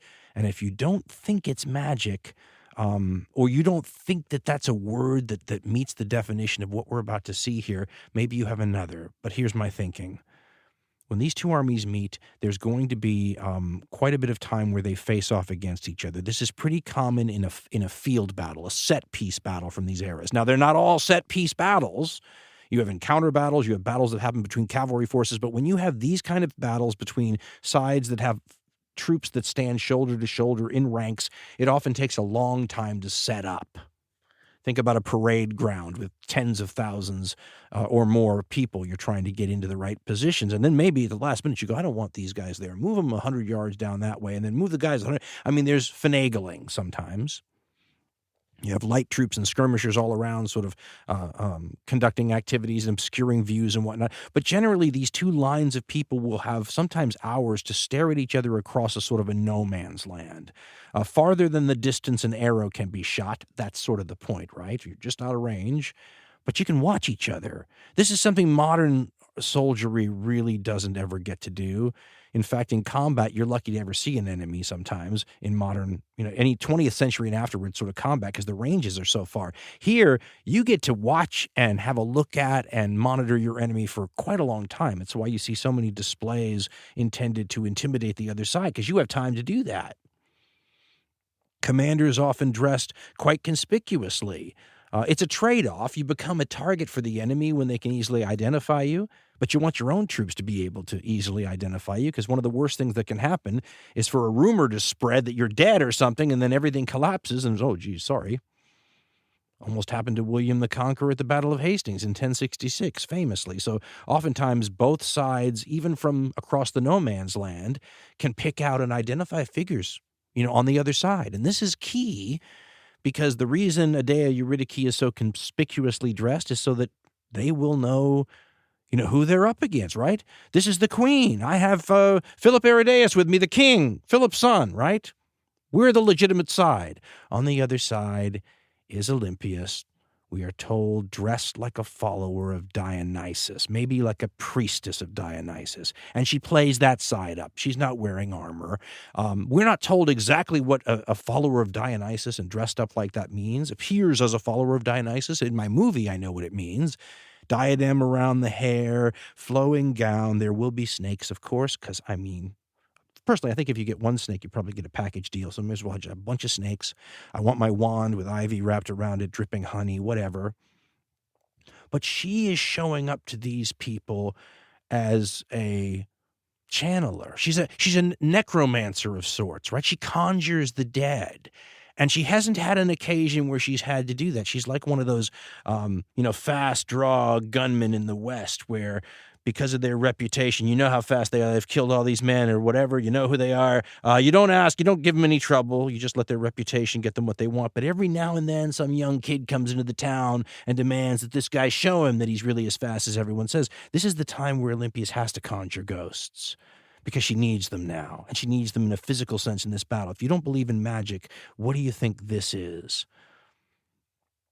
Before the battle starts, or just as the battle starts and the two sides are about to face off, Aedeia Eurydice's Macedonian forces lay down their weapons, or they put up their spears, or they send officers out who say, "We will not fight against the mother of Alexander the Great and the wife of Philip II and the son of Alexander the Great." We don't know how they, and I'm using air quotes with my hands, one of my old ancient copies of an ancient translation says, changed allegiances. So exactly how it happened isn't known, but what is known is Olympias was able to channel the ghosts in a way that magically forced the other side to not fight her. Folks, we're talking about a set-piece battle here, almost certainly tens of thousands of troops on each side. A massive affair of humanity out there. And when they notice Olympias on the other side, dressed as a follower of Dionysus, even though they have a queen in their ranks with a son of Philip II, they refuse to fight?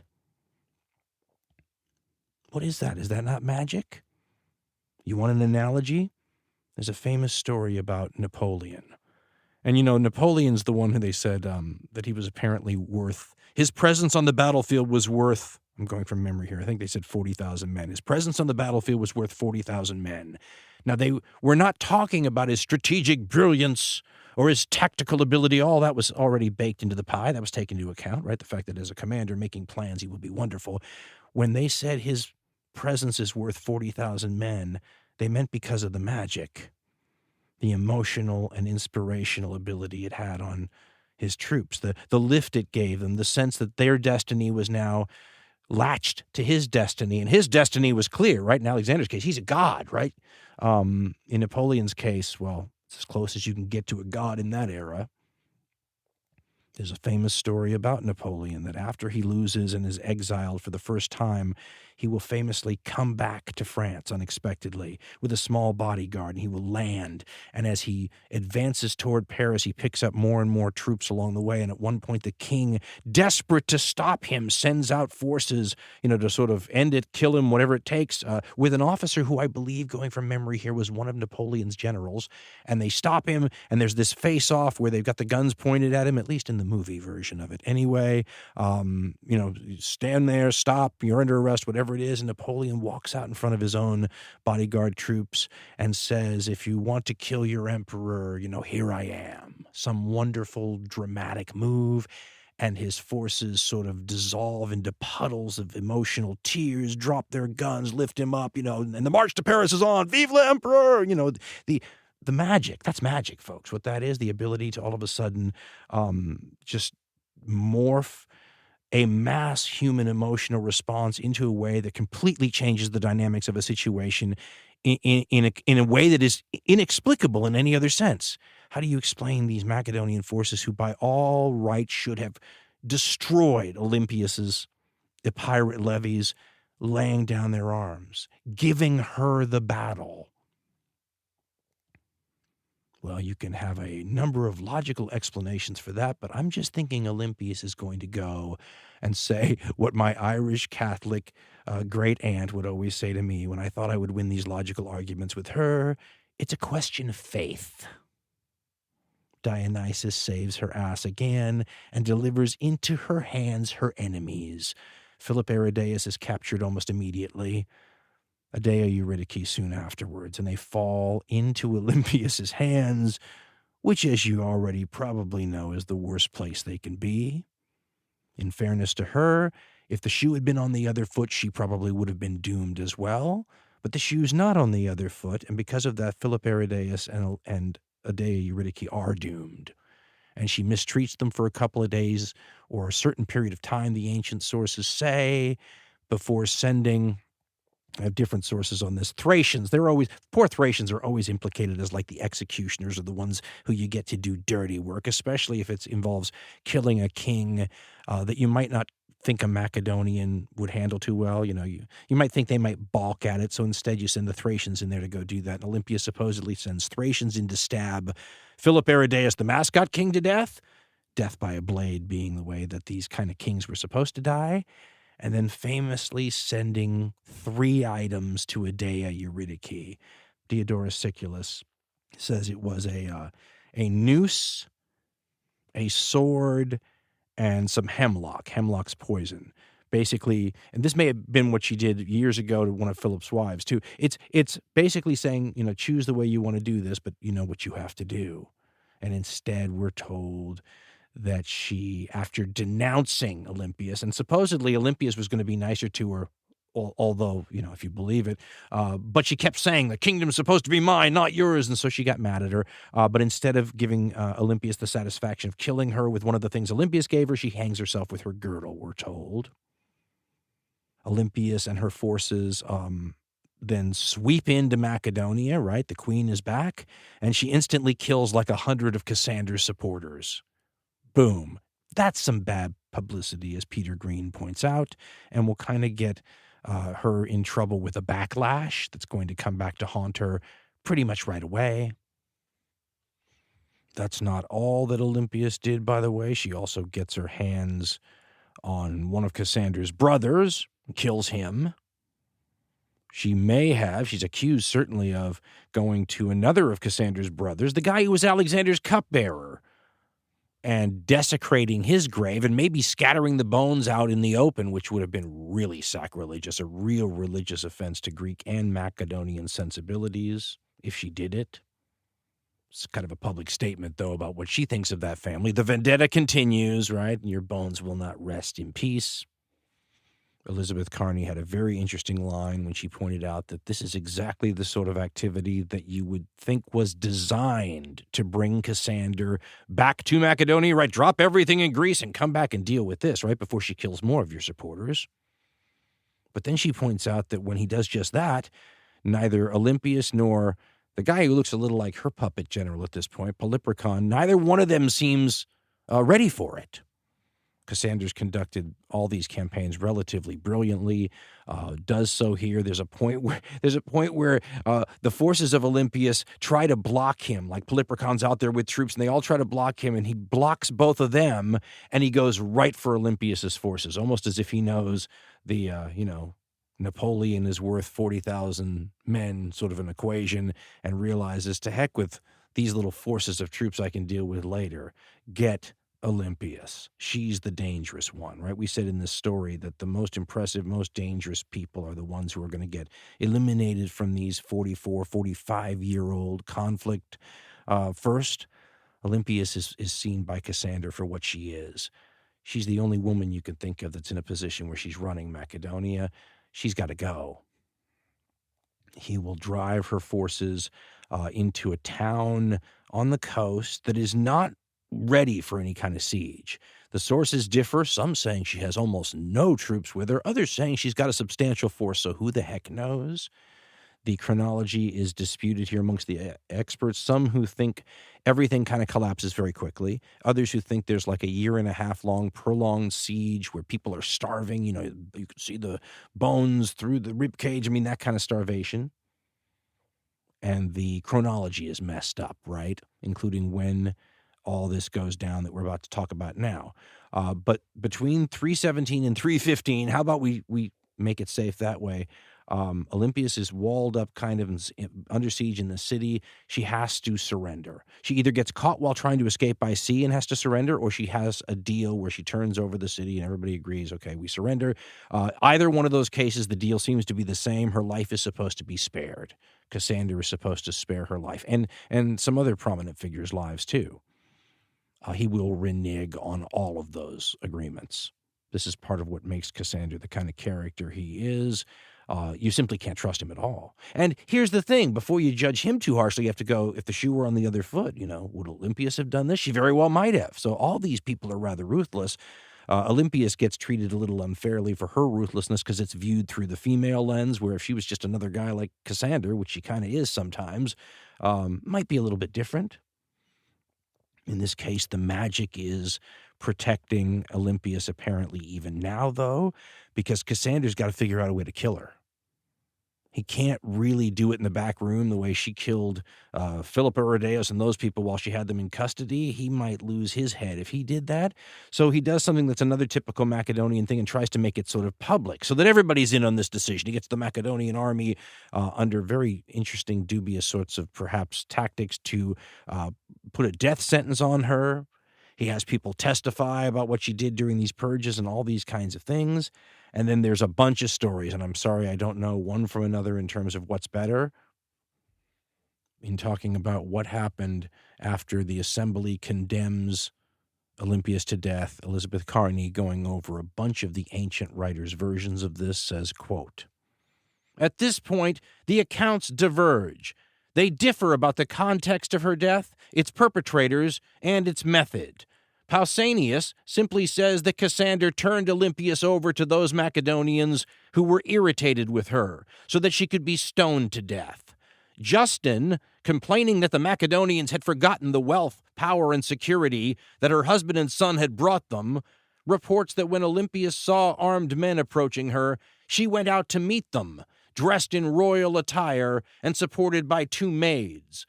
This action surprised her would-be assassins and reminded them of her former majesty and the names of all the kings she called to mind, and they did not kill her. Instead, Cassander had to send other men to stab her, rather than trying to avoid the sword and its wounds or crying out, quote, end quote, like a woman. Justin claims that Olympias faced death in the manner of brave men, in keeping with the glory of her ancient lineage, so that, quote, you could see Alexander even in his dying mother, end quote." Elizabeth Carney continues, quote, "By going out to meet her killers, Justin's Olympias defined her death and rendered it as a kind of forced suicide, since she, in effect, chose it and chose to make it a public death," end quote. She then goes on to reports Diodorus's view, though, and his is a more confusing point of view, she says, but maybe closer to the mark, and it's interesting. She points out that Cassander might have been trying to get Olympias condemned by, this large group of sort of hand-picked people in a hand-picked situation so that he had the cloak of legitimacy around it, but prevent her from being able to ever mount a defense.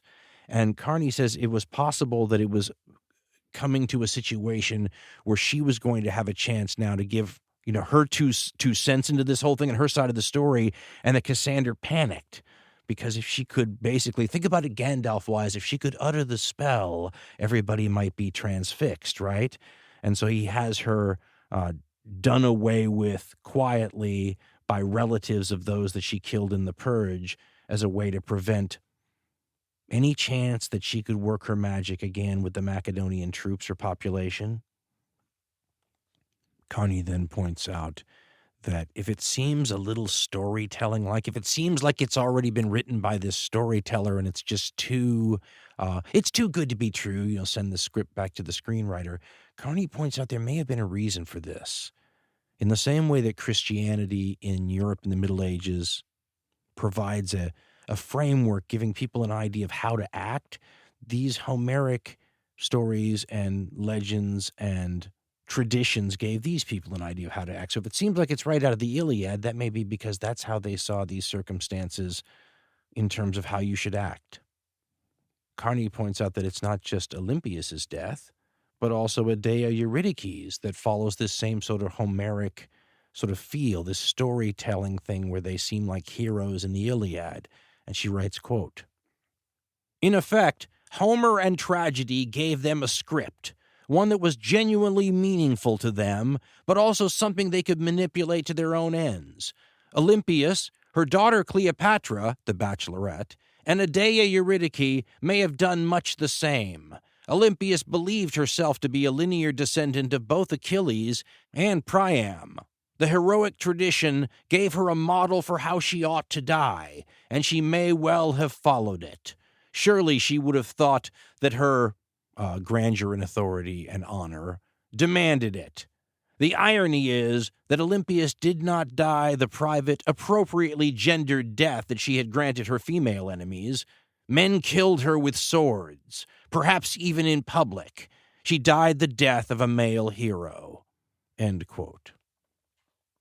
When Olympias is taken out, her grandson, Alexander IV, loses his greatest and most powerful defender and officially falls under the protection of Cassander.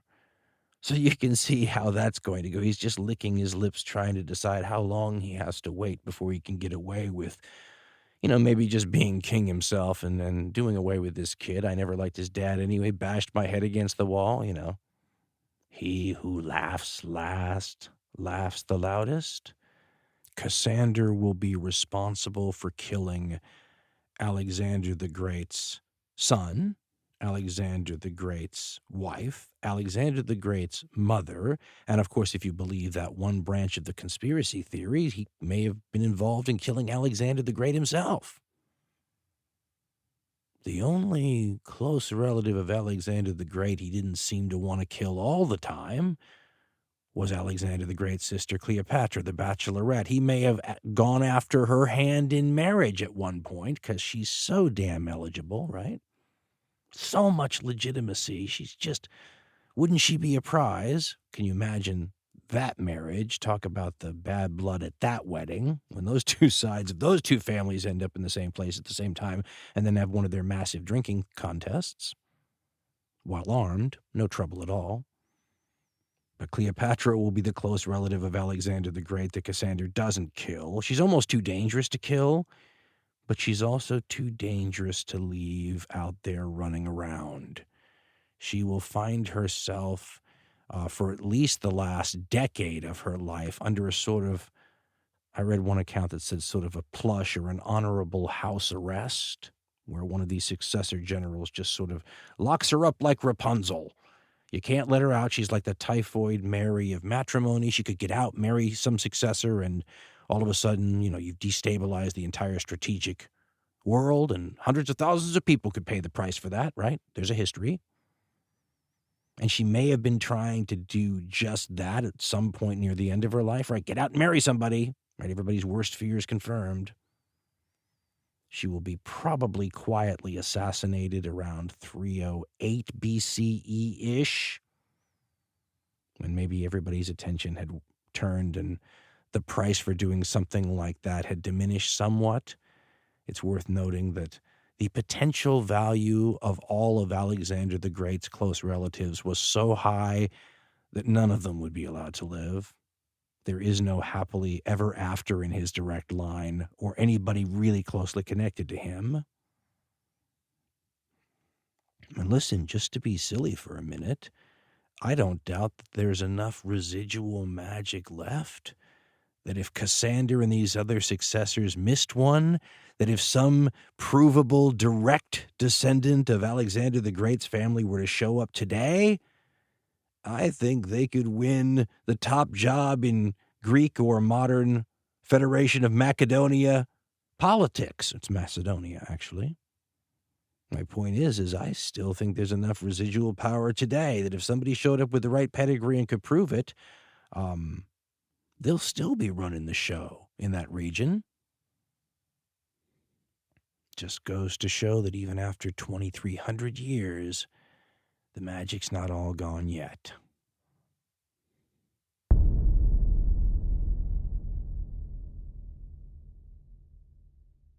Because the show you just heard wasn't long enough, and the plan was for that show to be about an hour and 15 minutes, so you see about what my failure rate is time-wise.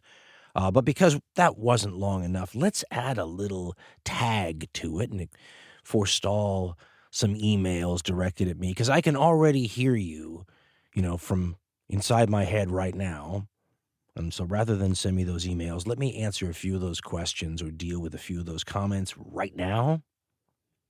First, for the many of you who are sitting there going, does this mean there's not going to be another Supernova in the East episode? No, it means nothing like that. Part of the reason we have a Hardcore History Addendum feed is so that we can keep the other ones sort of pure with what you're waiting for while we can still take historical vacations or do different things, interview shows, whatever it might be, something that doesn't fit on the other feed. This was a chance to take a little historical vacation to one of my favorite times and places, a place I didn't have to read tons of books just to get enough foundational information to discuss things halfway rationally. I can already hear the many of you who are saying that it is irresponsible of a person in my position to cast with actors and actresses Philip and Olympius and not cast Alexander. It is something I wrestled with while I debated how much time I was wasting trying to find the right person for Philip. And then you think, okay, you got to do Alexander now too. But oh my God, if Philip was tough, I mean, Philip's one of those guys I could throw somebody out there. You could go, yeah, that's kind of interesting. Alexander's a guy, you throw your actor out there, you get a punch in the nose. People feel passionate about that. And part of the reason it's so tough to avoid the punch in the nose is that Alexander, as we said, you can view him so many different ways that the choice of who you want to play him is sort of implicitly saying which way you choose, isn't it? So I fooled around with it just like I did to cast Philip's dad. By the way, I was also looking for someone that would have just a good dynamic also with Charles Bronson and Angelina Jolie. I mean, you think who fits? Who creates a wonderful, weird stew there that just fits, well, the Alexander circumstance? So don't punch me in the nose. I have this terrible problem. I don't know very many actors and actresses. I have an even worse problem. I don't know any good actors and actresses from that part of the world, the Balkans, because that's who probably should really play him. So cut me some slack there. And I'm old, and a lot of the people I remember who are going to be from age 20 to age 32, 33, the Alexander lifespan there, that's the age that actor has to play. So imagine him in that age. So you got to go back in the time machine, get the actor from them. But heck, I'm getting 35-year-old Charles Bronson or something, so the time machine's working. Nicolas Cage. I know that's bizarre. I kept coming back to him when I kept looking at the other people that I was looking at maybe for the role, because nobody's right. But I have this weird view of Alexander, and I need somebody who can sort of go from the one guy before he becomes the guy everyone's bowing to in Asia, before he converts to the megalomania. And I just thought, God, you need a certain range. And he has to look right. Nicolas Cage could be from that region, right? With blonde his hair up a little to look like he did when he was in those new wave movies in the early 80s. He and Charles Bronson together in the scenes, with that tension between them, I think would be wonderful. And he and Angelina Jolie, I mean, I don't even have to make up any script, or it already seems like it's kind of Oedipal and weird, doesn't it? Anyway, send your angry emails to Dan Carlin at punchinthenose.face, Eugene, Oregon, blah, blah, blah. I should also point out that the emails that will come to us, as they always do, with the pronunciation of the word Macedonia versus Macedonia, I'm just going to forestall that because we've talked about it endlessly, and a bazillion other people have too. This is a long-running thing, folks. I remember 30 years ago, I got my first history book that actually didn't even give you the option and used a K instead of a C, and it was over those steppe people I like so much, the tribe, the Scythians. We always called them Scythians because that's how it was spelled. Finally, one of these historians just said, screw that, and put a K there because that's the way. I mean, they wouldn't know what the word Scythian meant, probably even in Greece today. You know, I mean, that's not how they pronounce it. That's part of a change in the Latin language that was done in the late 19th century mostly. I mean, this is not some conspiracy thing. It's not hidden. But it created a divide between people that learned it one way and don't want to change, and that's fine, and people who want to get back to a pronunciation more like the original or more like it is in most of the world today. Let's be honest. Most people say Macedonia or Macedonia or Macedonia. I mean, most people don't say Macedonia, and most people didn't say Macedonia back then either. Nobody did. Of course, the problem is that we're all hypocrites on this because while I want to be, as close and faithful to the original as possible, you're not going to see me substituting for Julius Caesar, Julius Caesar. Although, when you think about it, that is a pretty badass name for some space alien, who's conquering things left and right? Oh no, Julius Caesar's coming. I guess my point is that I'm not going to say Cicero instead of Cicero, but Macedonia seems the right thing to do, just like Scythian seems the right thing to do. So it's a judgment call, potato, potato. It's not a mistake. It's intended. You can find out stuff about this all over the internet, though. It's been going on for at least 30 years. Finally, I was listening to the playback, and I did not think that I did a good enough job on this program. I'm usually pretty good about it, of telling you exactly which book. We said which author it often was and which historian, but we didn't tell you which books we were specifically using information from or whatnot. We were pretty good about the Elizabeth Carney book, Olympias, which, as I said, you ought to go pick that up if you like that stuff. She did a great job. She's become the go-to person on that issue, at least in English. And every book you see that talks about Olympias, even in a tangent kind of way, references her. I used two different Peter Green books. One was Alexander of Macedon, 356 to 323 BC, a historical biography. This is the updated, it's been updated and revised several times. This one came out, I think, in the early to mid 1990s. But the original work was a 1970 work. And then, of course, for those of you who are the Hellenistic junkies, the tome for people who are interested in the period, Alexander to Actium, the historical evolution of the Hellenistic age. The word comprehensive does not do it justice, and the whole politics and strategy and all that kind of stuff is just one little chunk of what it deals with. We also use Robin Waterfield's Dividing the Spoils, The War for Alexander the Great's Empire. A great book. I mean, he does as good of a job as I think you can do simplifying this stuff and bringing out a bunch of the really interesting aspects, because it can get dry if you don't dive in and show the relationships between these people and the things that really makes it really interesting. And I think he does a great job of that. We quoted A.B. Bosworth, and that was from his book, Conquest and Empire, The Reign of Alexander the Great. Bosworth, of course, he's an Australian historian, one of my favorite, in terms of, I mean, his view of Alexander the Great is fascinating. And perhaps the right one. I mean, I sometimes I read his stuff and I go, wow, that could really be the way the guy was. Finally, we used Richard A. Gabriel's book, Philip II of Macedonia, Greater Than Alexander, for some of the stuff as well. And, we always put this stuff in the show notes, which are on our website at dancarlin.com. We link these books directly to a place like an major online bookseller where you can buy them, right away, one click, whatever it is. We encourage you to do so. We like books and we like these people, or we wouldn't have used them. So if you're thinking about buying them, we'll go to the website and check them out, and maybe that would be just the Christmas gift for yourself for next year's Christmas. Why wait?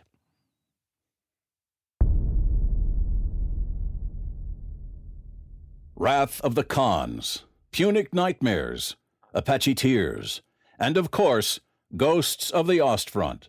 Just a few of the classic hardcore history titles available from dancarlin.com. Every true fan has heard these favorites. Hey, they make great gifts too.